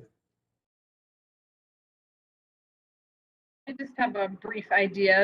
I don't want to take any more time since we have another item on the agenda after this. But mine is actually coincidentally related to the historic district, and I have a lot of history working with them and passion for working with the historic district. And again, it's not a fully coalesced idea here, but how to demonstrate the history and sort of unique using technology? Is there a way to project historic buildings, what they used to look like, so people can experience and understand, you know, where we came from, what made Dublin what it was, and how do we portray that to, you know, the current people that visit, residents, business owners? So is there a way to leverage technology to sort of tell that story of the history of Dublin, whether it's, you know, you're projecting images of things or it's interactive? I know we talked about that honestly as part of the task force, but as a lot of our residents that know the history and have been engaged, either unfortunately are passing away or moving away, we're losing that history in a really rich way. And that I know there's some recordings of some of these items, which I really want to make sure we're leveraging. But if we have people that still have those stories and can tell that, I think that would be really important. So I'm not really sure how that. Great, thanks, Jenny. I think you're talking about augmented reality, Jenny. Yeah. Perfect. Matt Stifler, is there anything you wanted to add? No, I didn't have anything to add. I thought that, you know, the land uses, Colleen described them a little bit in our finance meeting with, you know, the Grand Park idea. And I think another idea that was brought up in that meeting was expanding a university space. And to me, the similar theme of those ideas is bring a lot of transient people to your community to leave money behind in the community, right? I mean, when you have a university, they bring in a freshman class every year and they recycle. Every 4 years, there's a new crop of people coming into your community and experiencing the same things for the first time. You know, these recreational parks that we're talking about, I think, are similar. They're coming into your community.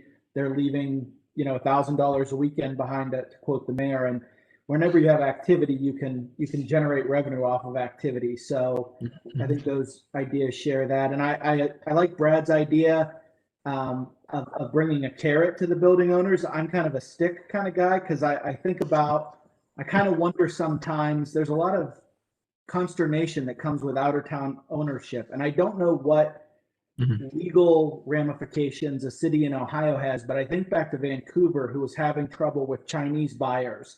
And a lot of their areas were becoming ghost towns because people were buying them as a place to make an investment, but not living in them, not moving to Vancouver, not doing anything. It was a ghost town. And they instituted an out of town tax so that it was significantly more expensive to buy a property in Vancouver if you didn't live in Vancouver. And I don't know what the reality of something like that is, but I wonder if something along those lines could be helpful in making sure that the people in your community are invested in your community, maybe mostly targeted to your most sensitive areas, which seems to be, you know, downtown areas. A lot of small towns have problems with downtown owners who don't care about the downtown area, and rehabbing that is really problematic. And you can only do so much with tax abatements and a nice building department that's helping provide services and these types of things. Ultimately, it's about that bottom line. Great. Thank you, Matt. So that's a thoughtful notion. Again, out of the thinking of big ideas, but that's a really fundamental one. Matt, we have a nice building department, I know. Yeah.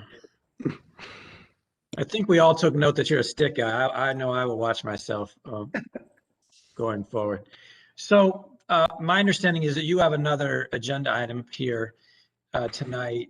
I know that some of you may have gotten just one idea out. I think, you know, probably need to let you move on, but if you've got ideas beyond what you shared tonight, please send those to Jenny. And if you've got images or articles, any of those things that add some richness to what you're thinking about, please send those as well. So thank you for the brainstorming here tonight. Some really great stuff. Jenny, do you want me to talk about what's next, or do you? You can do it. That's fine. Okay. So this is the fourth of the first meetings in the first milestone, and the second milestone starts for some of the groups next week. So we are going to take what you shared tonight. If there's any duplication in it, we will remove that. We have a document right now. It's like in a one page that shows what's been generated. We probably have 45 big ideas right now that we're managing. And we're also capturing in a separate document the details for each one of those right now. We're going to be asking you coming up to sort of like identify those from your group, your responsibilities. If there's some of these that elevate more than others, it'll be difficult for us to take 45 ideas and put a lot of research into them. So I think maybe narrowing will be helpful. So that's our intention. And then we want to begin getting some public input on their, their ideas, not just reacting to your ideas, but sharing their own. And so we're going to be talking about that tomorrow. We'd like to get that moving. But if there's anything else I left off there, Jenny, you could open it. Okay, great. Thank you. Hey, All Jamie. right, thank you. It's great to be with you. Hey, Jamie, Yes, there's sir. one other thing that I think is really important that we sort of kicked around and never got out yet. But I was thinking, and I don't know if this is, it's a blue zone city where people live to live a longer, healthier life. And there's Right. blue zones all over the world. Mhm. You can educate your people. You can create your shops to be blue zone oriented. What would be better than to live in a city where you actually live longer than every other city surrounding yourself?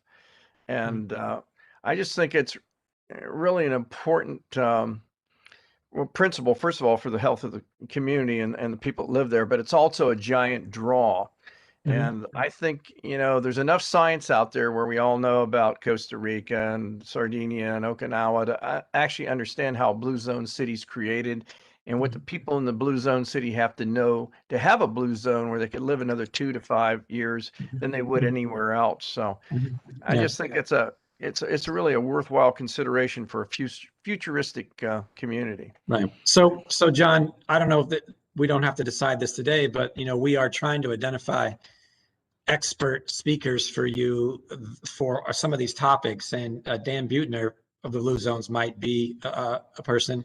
One of the gurus of Blue Zones actually was born in the hilltop of Columbus, Dan Burden, that we could probably track down as well. But anyway, thank you all very much, and good luck with the rest of your meeting.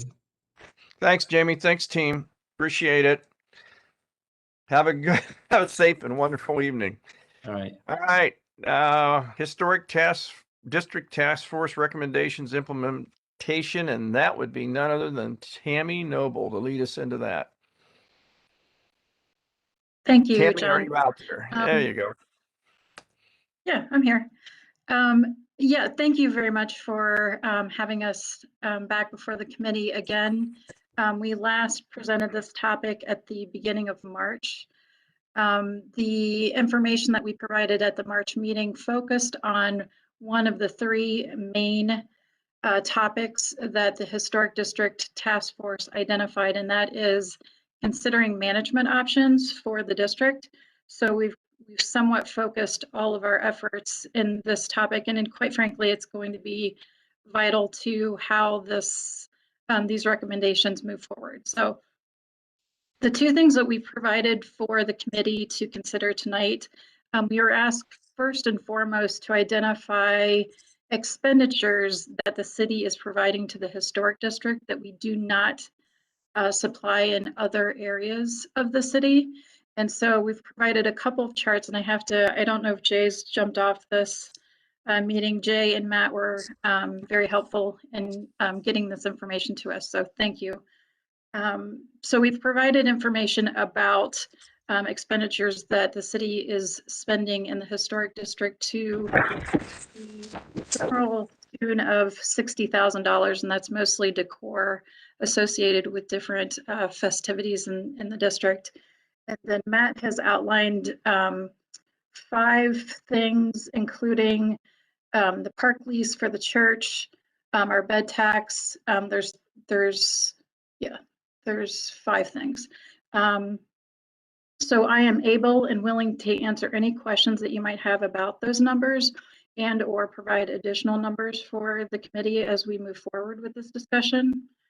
The second focus of tonight's meeting is we've again been considering management options for the district. It is part of that conversation we started talking about how we can use different financial tools to help elevate the objectives of the historic district and not keep funding exclusively to the hands of the city of Dublin. And so Megan has helped us reach out to a legal organization that specializes in helping private business and government entities handle legal issues in this realm. They're a global legal firm. The two gentlemen that are here to talk tonight, Russell, I hope I'm not butchering this, Russell Bathis. Okay, thank you. And Gregory Daniels.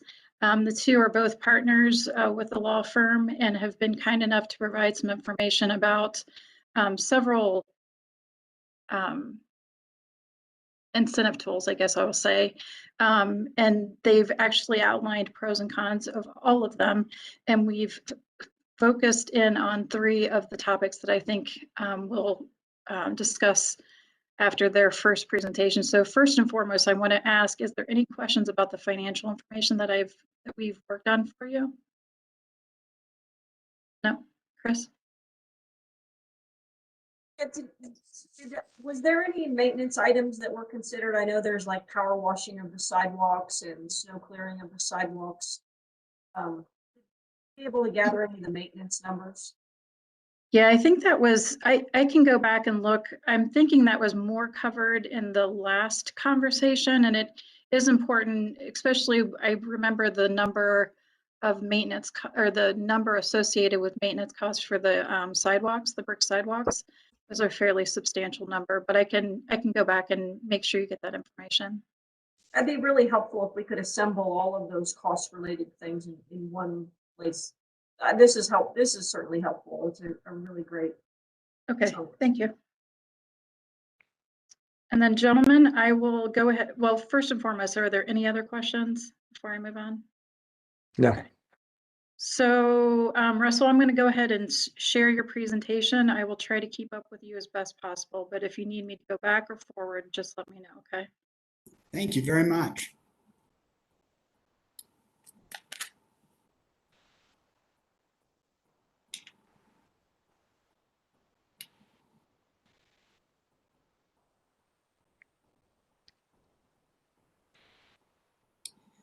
All right, well, good evening. My name is Russ Balthus, and I'm an attorney with Squire Patton Boggs. It's a pleasure to be here with everyone today. Greg Daniels, a partner at Squire, my colleague, is here as well. Looks like our slideshow is ready. Hi, everyone. Right, yep. Council members, good to see you again. Good. Welcome. Thank you very much. If we can move on to the first slide, Tammy, I'd appreciate it. The goals that we have this evening with our presentation is first to answer the question I believe you posed at the last meeting on what is a list, or give us an idea of what tools are available here in Ohio and different strategies that are available for economic development, generally and particularly in a historic district such as historic Dublin. Our next goal will be to kind of establish a foundation for discussing these tools and strategies and how they might relate to historic Dublin and the desired impact we're trying to have, and then to kind of take the next step of identifying which ones do we really think deserve to be focused on more as we move forward to try to see how they would apply to historic Dublin. We make a few recommendations in this area, but of course, really want to hear the input from the committee and make sure we're moving in the right direction, or if there's adjustments that you want to make. So if we could go to the next slide, Tammy, please.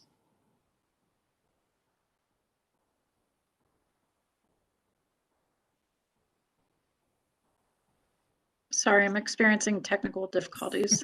No worries. And council members, as we're waiting to advance the next slide, I know you all know who I am. We've had many great discussions over the years. Russ is he joined our firm last year. Just by way of background, Russ is a city council member up in Cuyahoga Falls. We got over that fact, still hired him, brought him in. But one of the great things about Russ's experience is Cuyahoga Falls went through a very similar analysis to what Dublin's going through now. So not only is Russ a council member, a great lawyer, but also spent a lot of time looking at this for his own city. So I thought that might be some useful background as we go through the presentation here. Oh, thank you, Greg. And yeah, before I joined council, I was the law director for the city. And as law director, I was kind of on the team where we met every week to talk about our downtown and a lot of the projects we had going on down there. And so I kind of lived and breathed this stuff for about 4 years of my life. So it was fun. I also live in our historic downtown, which is pretty rewarding. So some of the questions that we kind of wanted to pose, like as we're looking at all these economic development tools, something that I find handy is to try to think about it in terms of, what kind of economic activity are we trying to encourage? What kind of things do we think we can do that will encourage that activity? And probably the most important is how are we going to pay for those things? And how are we going to continue to generate the resources to make sure it's a sustained effort going forward? And I know the first two questions that are raised, I think the historic Dublin Task Force did a great job of a lot of community involvement and kind of answering those questions. So I think we'll probably focus a bit more on the third and try to think about how they tie in to those first 2 points. And if you could go to the next slide, Tammy, I'd appreciate it. It's seriously happening again. It's insane. I'm really grateful for you doing it, so I'm not the one struggling. So thank you.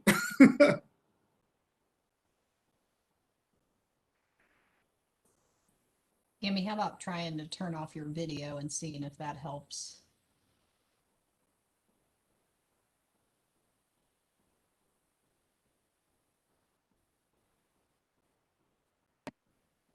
Nope. Maybe not.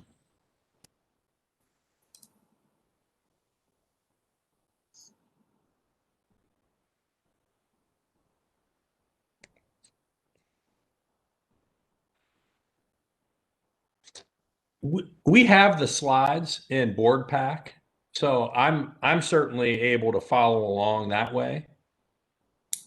That works for me. I have them on my computer if that works for the committee. Okay. Chris and John, you okay with that? Yep. Yeah, it's still, I've went in and out of the presentation like 3 times. I'm not sure why it doesn't want to go any further. I'm really sorry. No worries. I've got it up on my iPad if you guys are good with that. Perfect. Well, Chris? Go ahead. I was just going to ask Chris if she's okay with that. We might have lost Chris. Chris might be going out to get her cell phone or her iPad so she can follow along. I don't know. Well, you've got 2 of us anyway. Go for it. Yeah, on a committee, that's the majority, right? Well, very good. Well, the next slide is entitled Historic Dublin Task Force. And again, this is not meant to be all-inclusive by any means. As you know, the committee had more recommendations than just this. But as I reviewed their recommendations, I had a little bit of deja vu from a lot of the public meetings we had in historic Cuyahoga Falls and a lot of the goals that people are trying to achieve. But the recommendations that some of them that stuck out to me was preserving historic charm, supporting small and more specifically local small businesses, encouraging preservation, arts and culture. And then, how do we do that? They mentioned the improvements to the historic Dublin gateways, streetscape improvements, open space preservation, wayfinding investments, additional arts and culture, and further consideration of Heritage Ohio's Main Street program or other similar programs.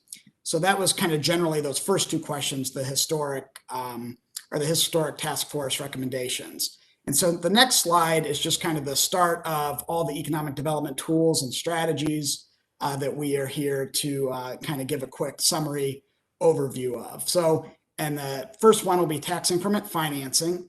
And as we go through these, please stop me at any time. I know I get tired of hearing my own voice after a while, so I'm sure you will as well. So if you have any questions, don't hesitate to stop me. And a lot of this information is covered in the memo that we provided as well, but just kind of wanted to talk through it a little bit and also talk a little bit about the strengths and weaknesses that are laid out in the memo, and whether, how, from what I've read about all the reports provided by the city about historic Dublin, how, I think they might be able to fit or not fit with what we're trying to do in historic Dublin.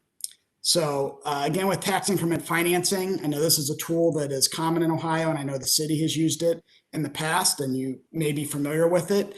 You know, generally speaking, if you're familiar with it, we can kind of slide on. The key things that I would take away is it's a great tool for investment in public infrastructure. You know, the limitations are going to be in areas where you're not going to have a significant improvement by a new building or an investment. It's hard to get much of a significant increment. And I will say that in historic Dublin, you know, my understanding is a lot of the potential TIF opportunities that might come up in the future, it's part of a kind of a broader plan that it would make sense to TIF those projects for bridge park infrastructure investments and things along those lines. So I don't really think it would be an available tool to do a lot in historic Dublin at this time, because those resources would be directed towards the infrastructure that's already been invested in the general area. The next tool is downtown redevelopment districts. And this is something that is very attractive in historic areas, particularly. These were created in 2016. They are a TIF. They function a lot like a TIF. They are limited. They only go up to 70% of the value of the improvement can be exempted. And also they're limited to 10 years, but with school board approval, you can go to 30, but it's still capped at 70%. Things to kind of think about with downtown redevelopment districts is they also are available to have agreements with property owners where they can pay additional funds to support the purposes of the downtown redevelopment district. There's a number of requirements that are important to keep in mind. These are only available if there is a historic building that's going to be revitalized as part of this project, and they are limited to 10 acres, and that historic building must be in that 10 acres. So there's more restrictions on when you can have this type of a TIF, and then also there's more flexibility on what you can spend the money for, because the money can be used to provide matching grants or loans to local businesses for the purpose of historic preservation. And a portion of the money, limited at 20%, can also be spent to support CICs, or which are community improvement corporations or special improvement districts, or any nonprofit that's dedicated to historic preservation. I think the reason, like, and on a lot of first blush, I think this would make a lot of sense in the historic district. The counter argument would be if you're already looking to TIF these structures to pay for certain capital public infrastructure improvements that you can TIF at 100%, it wouldn't necessarily make sense to limit yourself to a 70% TIF or 70% abatement through this program. So that I'm happy to talk about that more if you have additional questions on that. It's a newer program, but it's had some success throughout the state. Is there a limit to the number that you can have if they're maximized 10 acres? Can they abut one another? You can have multiple ones. None of them can be more than 10 acres. There's not a limitation on the number that you can have. The limitation is on the amount of money that can be spent for like non-public infrastructure improvements. That's limited to 20%. But no, they can be 10 acres. You can have multiple of them. They're a lot like incentive districts, if you're familiar with incentive district TIFs. Thank you. Yep, good question. Can we go on to the next slide, please? Oh, look at that. These are community reinvestment areas, commonly just known as CRAs. These are just property tax abatements on improvements and value. There's already a CRA that's being taken advantage of in the historic district. It's currently available for commercial and industrial projects, which was a determination I know made by the city a number of years ago after, I think, a significant discussion. And council under Ohio law would have the authority to expand this program, but I think there was a lot of discussion years ago that kind of decided to set it up the way it is. And my understanding is that it's working well. So at this time, I wouldn't see any reason to change it, but it seems to be a good tool now to encourage additional improvements and investment in the community. And if we could go on to and again, I'm sorry I'm moving so quickly, but I know we're a little pressed for time and I just want to go through them. And then historical preservation tax credits. I wanted to mention these because they can be a very powerful tool, but normally this is a tool available to the developer as part of their capital stack as they're trying to find ways to make the numbers work, to be candid, on how to make an investment come together. From the local government perspective, really your only role would be to maybe assist in designating the site as a historic district. You need to be a certified local government to do that. Dublin already is one. So you're kind of good to go, I think, from this perspective. And what would really drive one of these projects is if you have a private developer that is fortunate enough to be awarded a historic tax credit where they're going to be able to use it on a qualifying project in the city of Dublin. But just wanted to kind of talk a little bit about that just as we try to hit on most of the topics. We can slide on to the next slide if that's all right. Thank you. Special improvement districts. This is an option that I think we would recommend for additional research and discussion about whether it's a good fit for the historic district. In the memo, we provided a number of examples of where SIDs are used throughout Ohio. One thing I did want to make clear, we're in no way saying that they're comparable communities or the SIDs are used as they would be used here. We're really just trying to show other examples in Ohio where they're operating under the same legal structure of how a SID is functioned, how a SID operates, available uses with SID dollars, that the Ohio auditors used to auditing and is familiar with, and just kind of to give ideas for different, how this tool can work in different communities. But generally the way this would work is you would need buy-in by the owners of the property within the special improvement district. You'd have to be petitioned by the owners of the property asking for the special assessment. And then the council, then pursuant to the petition, would be able to levy additional assessments on the property to then be used for improvements within that city. The law does say that it's not to replace services, it's to provide additional services, but some clarification there.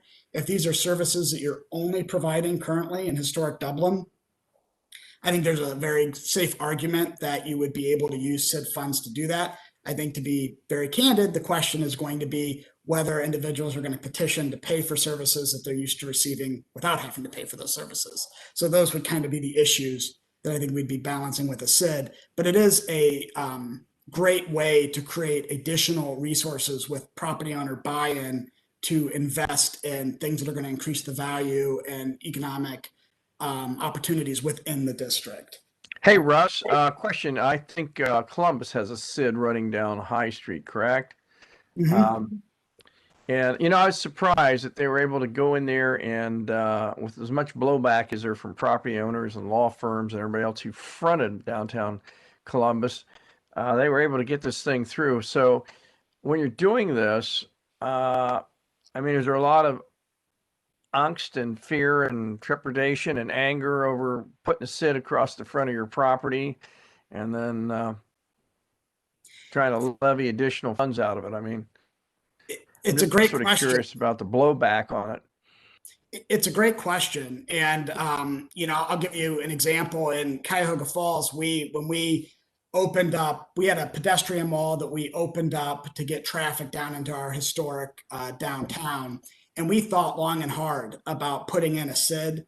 We also had the option of potentially assessing for the cost of the road. We ultimately decided against doing a SID. The reason we did, to be very candid, was the exact issue you're talking about and the political implications of having property owners not being interested in spending additional money for community improvements. Another issue that impacted us is we had buildings that, to be very candid, we would have rather the property owners put the money into their own buildings and making improvements to their own buildings than to use those dollars to, put in new streetlights or nicer benches or nicer planters or plantings. So we ultimately decided against asking. Now, that being said, at the end of the day, it was up to them because we would have to have gotten 60% to sign the petition. So I think it's something that, the argument on the flip side to convince companies to do it is, when you're able to start talking about, people like having banners out in front of their businesses that recognize their area, things that identify their area, improved planters, improved trash cans, certain programming that gets people into their area. So there's a lot of additional services that if you find the right services, you can get that balance where people start to see that the cost is worth it. But I think that that's the challenge. You hit it right on the nail on the head. The question is, can you convince the property owners that this SID is going to provide, through collective action, is going to provide more value to that district than them just keeping the lower property taxes? And Yeah, Columbus, that's a tough one. That's a tough one to get them to accept that kind of, expense. I mean, down in Columbus, they actually have people on roller skates picking up the trash, and everything else. And, it now includes our planning program that we actually started for them and a bunch of other improvements. So, but, I would think, wow, just dealing with them down there, trying to get them to want to assess themselves per foot frontage costs might be tricky, knowing some of the people that are owning our properties down there. So interesting. Thanks. No, it's a great point, and it's a challenge. So I have some John. experience with SIDS, and I actually served as the Columbus Mayor's Office, I think, staff member, designated board member on the SID board for the Morse Road SID. And I was working at Columbus when the Morse Road SID was formed, and how that transpired was we had the property owners along Morse Road wanting to see the area revitalized. They wanted to see some improvements. They kept approaching the city saying, we'd like to see new banners. We'd like to see mediums. They had all these great ideas, and they were approaching the city for funding of those types of programs. And, the response from the city at the time was, we don't have the resources to fund those types of above and beyond types of services citywide. So here is a tool. So we were able to offer up the SID as a solution and a tool that they had the opportunity to grab a hold of and initiate.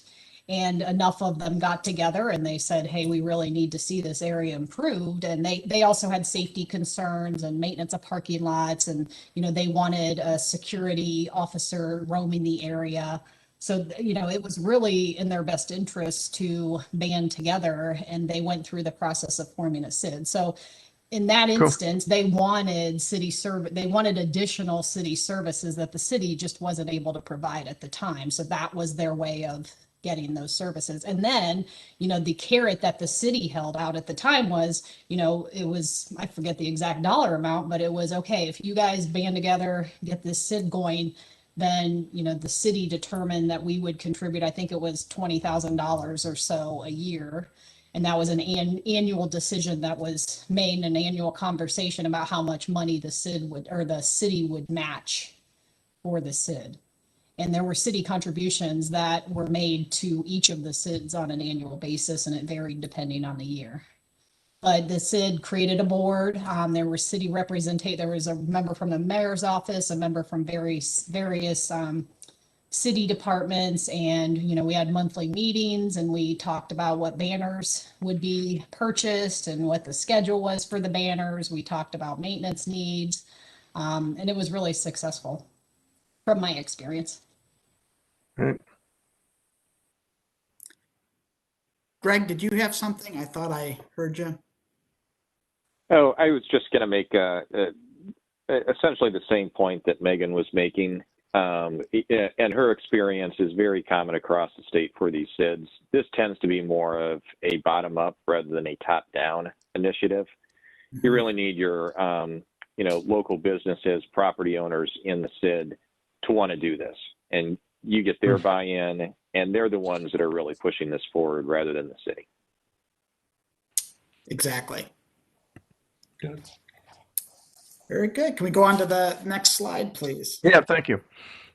All right, the facade enhancement program.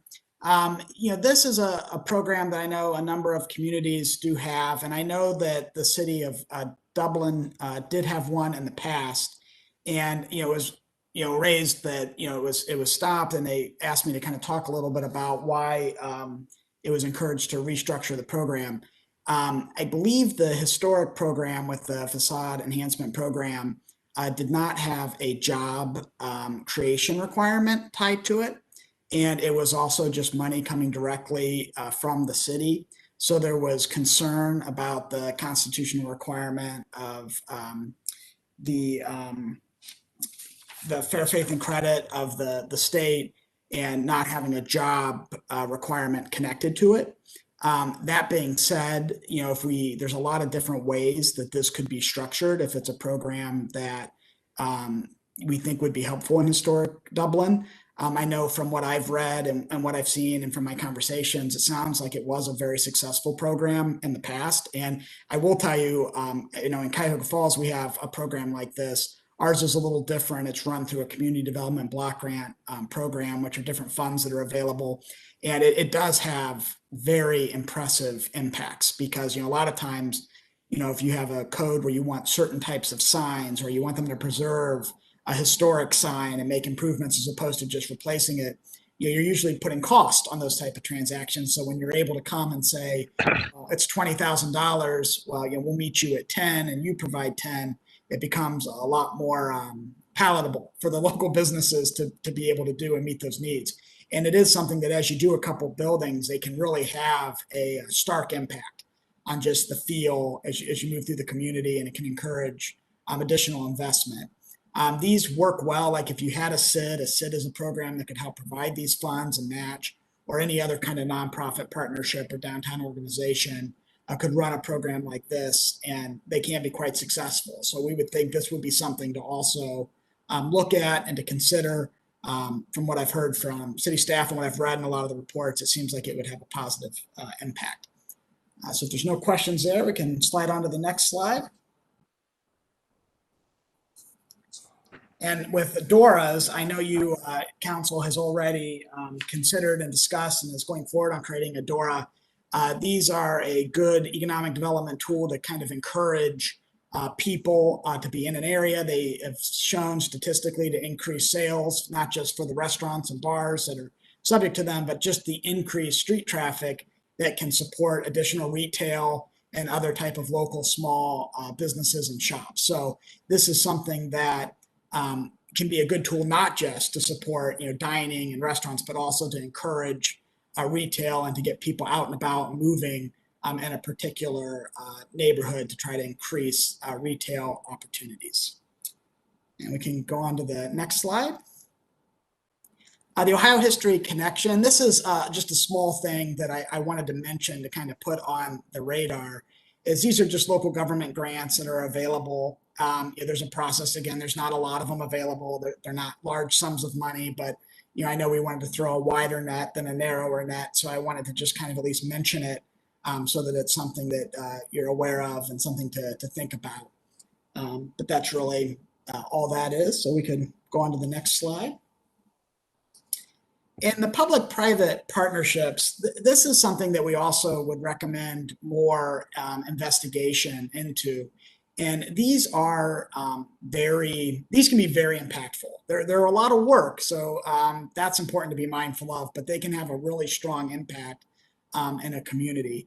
And really what this is it kind of gives a voice to a lot of the stakeholders, or a common place for them to come together, share their ideas, try to, decide, prioritize what are the things that we want to focus on.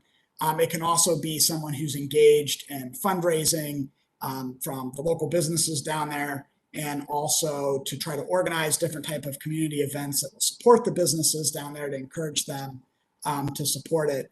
The key thing with these organizations is they do require, a lot like SIDS, you're asking them to provide money as opposed to putting it on their property taxes. They're more making donations or supporting it. And most of these, if not all of them, do require, or for them to actually succeed, the city normally makes a financial contribution or is a part or a member of these organizations. This is one model of this is the Heritage Ohio Main Street program. What I would say, though, is when deciding to go forward in this, I don't think you need to decide right now or at this point, should it be a Heritage Ohio Main Street program or should it not? I think, the real question is, do you think it makes sense to kind of put this type of an organization together to create this venue, to create this place where people can come together? Do you think the interest would be there for fundraising from the local businesses to support it? Is the city willing to help with that and invest in that, and to what extent?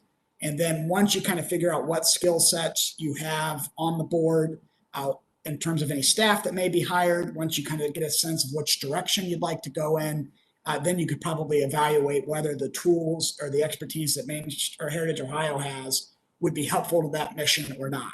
And I know that like in Cuyahoga Falls, we created one of these organizations. It's been quite successful. The city currently provides about 1/3 of the annual funding for that organization. The rest has been funded by community events. It started out as a Heritage Ohio community. It then chose to no longer be associated with Heritage Ohio for a number of reasons. And now they're exploring being associated with it again.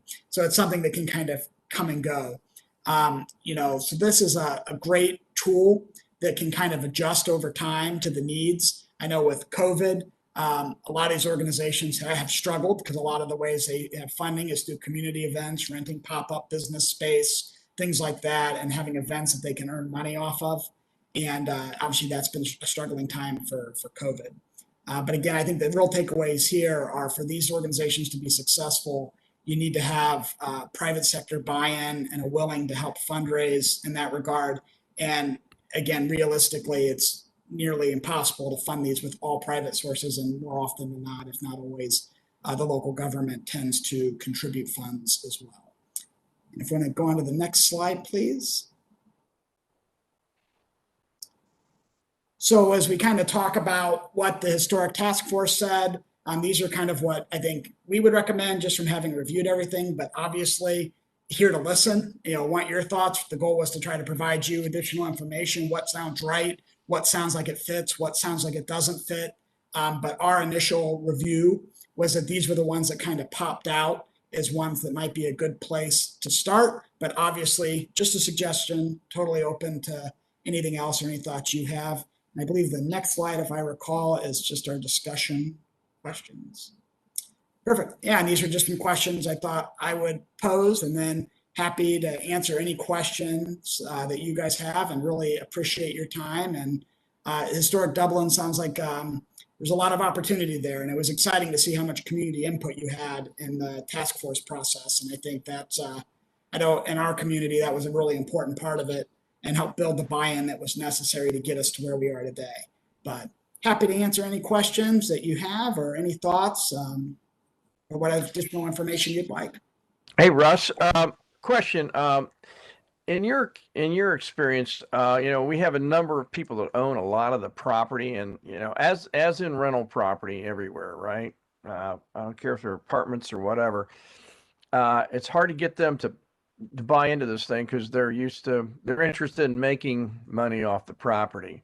And I don't know if your experience up there was any different from our experience, where we have a number of these guys that own a big chunk of some of the facade property, and they use it as, and that's question number one, how does that all relate to what happened to you in your experience? And then I guess I'd like you to tell us, hey, here's what we did that we really, and we have that list here that you just gave us, but here's what we did to make our area successful. I mean, it'd be interesting, since you spent 4 years wallering through this thing, and some of us have been on committees down there in the historic district for years off and on, trying to help them get their act together. Just interested in hearing what you've got to say about it, and what you learned that you can share with us, because you've got the experience, and I guess you're telling us that you've been successful, or it has been successful. And a lot of stuff you mentioned, we already dipped our toes in. We've been to the Doros, and we had a facade program for a while, and all these other things, and we've tried to stimulate stuff down there to make that thing more exciting. And then you have the German Village equation, which I always thought was very interesting, because I did a lot of work there and my family had property down there. But it's where you had the conflict between residential versus the commercial. There was the idea, let's have a really neat commercial district, and then you had the blowback from the residential people who fought the commercial, and you were always tangled up in these battles. And I watched German Village go with that since they literally started that thing, good knows, 50, 40 years ago. And I was down there working with that thing. So, so that's another criteria that sort of enters this, where you get the conflict between, let's make it an exciting night spot, and with tons of limitations on, you can't have any noise past 10 because the residential people are going to complain. So those are all interesting issues that come out of this kind of thing. I just love to hear how you handled those in your area. Well, no, that's great questions, and you're exactly right. What we did is, and our situation was a little different in the sense that, we had in the 1950s and 60s, we had a thriving downtown. I mean, we had like a lot of downtowns. We had a Woolworths and all kinds of like little shops. And, it was one of those places that people went there for everything. And with the suburban malls starting to take off in the 1970s, as a common story, people started to leave the downtowns. Our downtown started to struggle. And in the 1970s, they put in a pedestrian mall to try to revitalize it. That failed. I understand why they tried it at the time. It did not work at all. And businesses really started to struggle. So pretty much the area fell into a little bit of decay over the next 40 years. So when we opened it back up, one thing that was a little different that, from what you're looking at historic Dublin, we issued bonds on the full faith and credit of the city. You tore out the pedestrian mall, put in the road, and we used a lot of those funds to make improvements to our parking deck and things along those lines. But the way we got there and to get buy-in, because one thing I know our mayor was very concerned about is we didn't want to like open up this road so traffic could drive through and look at all these rundown buildings. That was not really what the mayor really wants to do. So we thought, how are we going to get the buy-in to kind of change this community and kind of create the area that sounds very familiar when I read. I think historic Dublin is closer to that now than we were 4 or 5 years ago. But I will tell you, I think we're pretty much achieving it now, I think, in our downtown. So what we did is we took a multi-approach. We got a lot of the business owners involved, started holding a bunch of public meetings, a lot like exactly what you did with the Historic Dublin Task Force. We also did visits to other communities. Ironically, one of them was we visited South Bend, Indiana with Mayor Pete Buttigieg at the time and talking about transportation approaches in his downtown and how they did their roads, because transportation was a critical part of ours, which isn't, I think, as relevant from what I'm hearing with you guys. So we decided, how can we but we took the property owners that you're talking about with us on that trip, so that they could see areas that had either opened up pedestrian malls or historic districts that had invested in their district, so that they could kind of start to get a sense of, I own this building, it's not in that great a shape. If we do these kind of investments, this is what we could create to get the buy-in. And it worked. And, they became very supportive and wanted to do that. And so we had them involved all along the way. In terms of, the next steps, we also did, and I know the city of Dublin has done this as well, we did a study on, feasibility, because we wanted to know. We hired the Gibbs Planning Group out of Detroit, and they came in and did an economic feasibility study, that pretty much, if you build it, will they come? Was kind of the question. And we were very hard on the consultant and said, look, we don't want to hear that if we open this road, all this investment will happen and things will be great. We want you to be honest. And his exact words to us were, the last city he had worked with, he told them that they could support a gas station with 2 vending machines. So that and he told us that we had some real opportunity with investment, and he's been right. Since we opened the road, created the downtown partnership, we've had, off the top of my head, I can think of at least 5 buildings that have been totally remodeled. One of which was a historic theater that had been vacant for 40 years. They actually did use historic tax credits as part of their capital stack. And they also got loans from the Small Business Administration. And, we were able to use that marketing tool or the feasibility study to show businesses, look, the demographics are right here. You can make an investment here. You guys, I think, are a little different in that regard, that your economic studies are showing that you already have low vacancy, you have high investment, you have higher rents. So that's a little bit different than what we were dealing with. But the issues that we ran into a lot, I have to talk about. You mentioned the point with residents. I got a lot from my neighbors about all the noise, the traffic, the lights. I literally had one neighbor ask me if the city was going to buy everybody blinds to keep the lights from the cars out of their windows, their bedrooms. But what we did with that is we kept the community involved, and the argument that we made is the value of the real estate and the homes and the way they increased. And we've seen that. I live in a condo, and our condo association average home value has increased by 100% over 6 years. Like condos that were selling for $90,000 are now selling for $180,000. And when you start telling them that that's a possibility, residents become a little bit more open to that type of an investment because they know if they don't like it, they can get more out of their house and move, to be candid, or they can stay and they can enjoy it. And so, and we saw that. So, and actually a lot of our residents are actually members of the downtown partnership where they pay $100 for the events and the programming that goes on. So I feel like I've been rambling a little bit. I don't know if I answered your question. So no, you did. Yeah, it's interesting. It's interesting. You know, we've seen this all happen.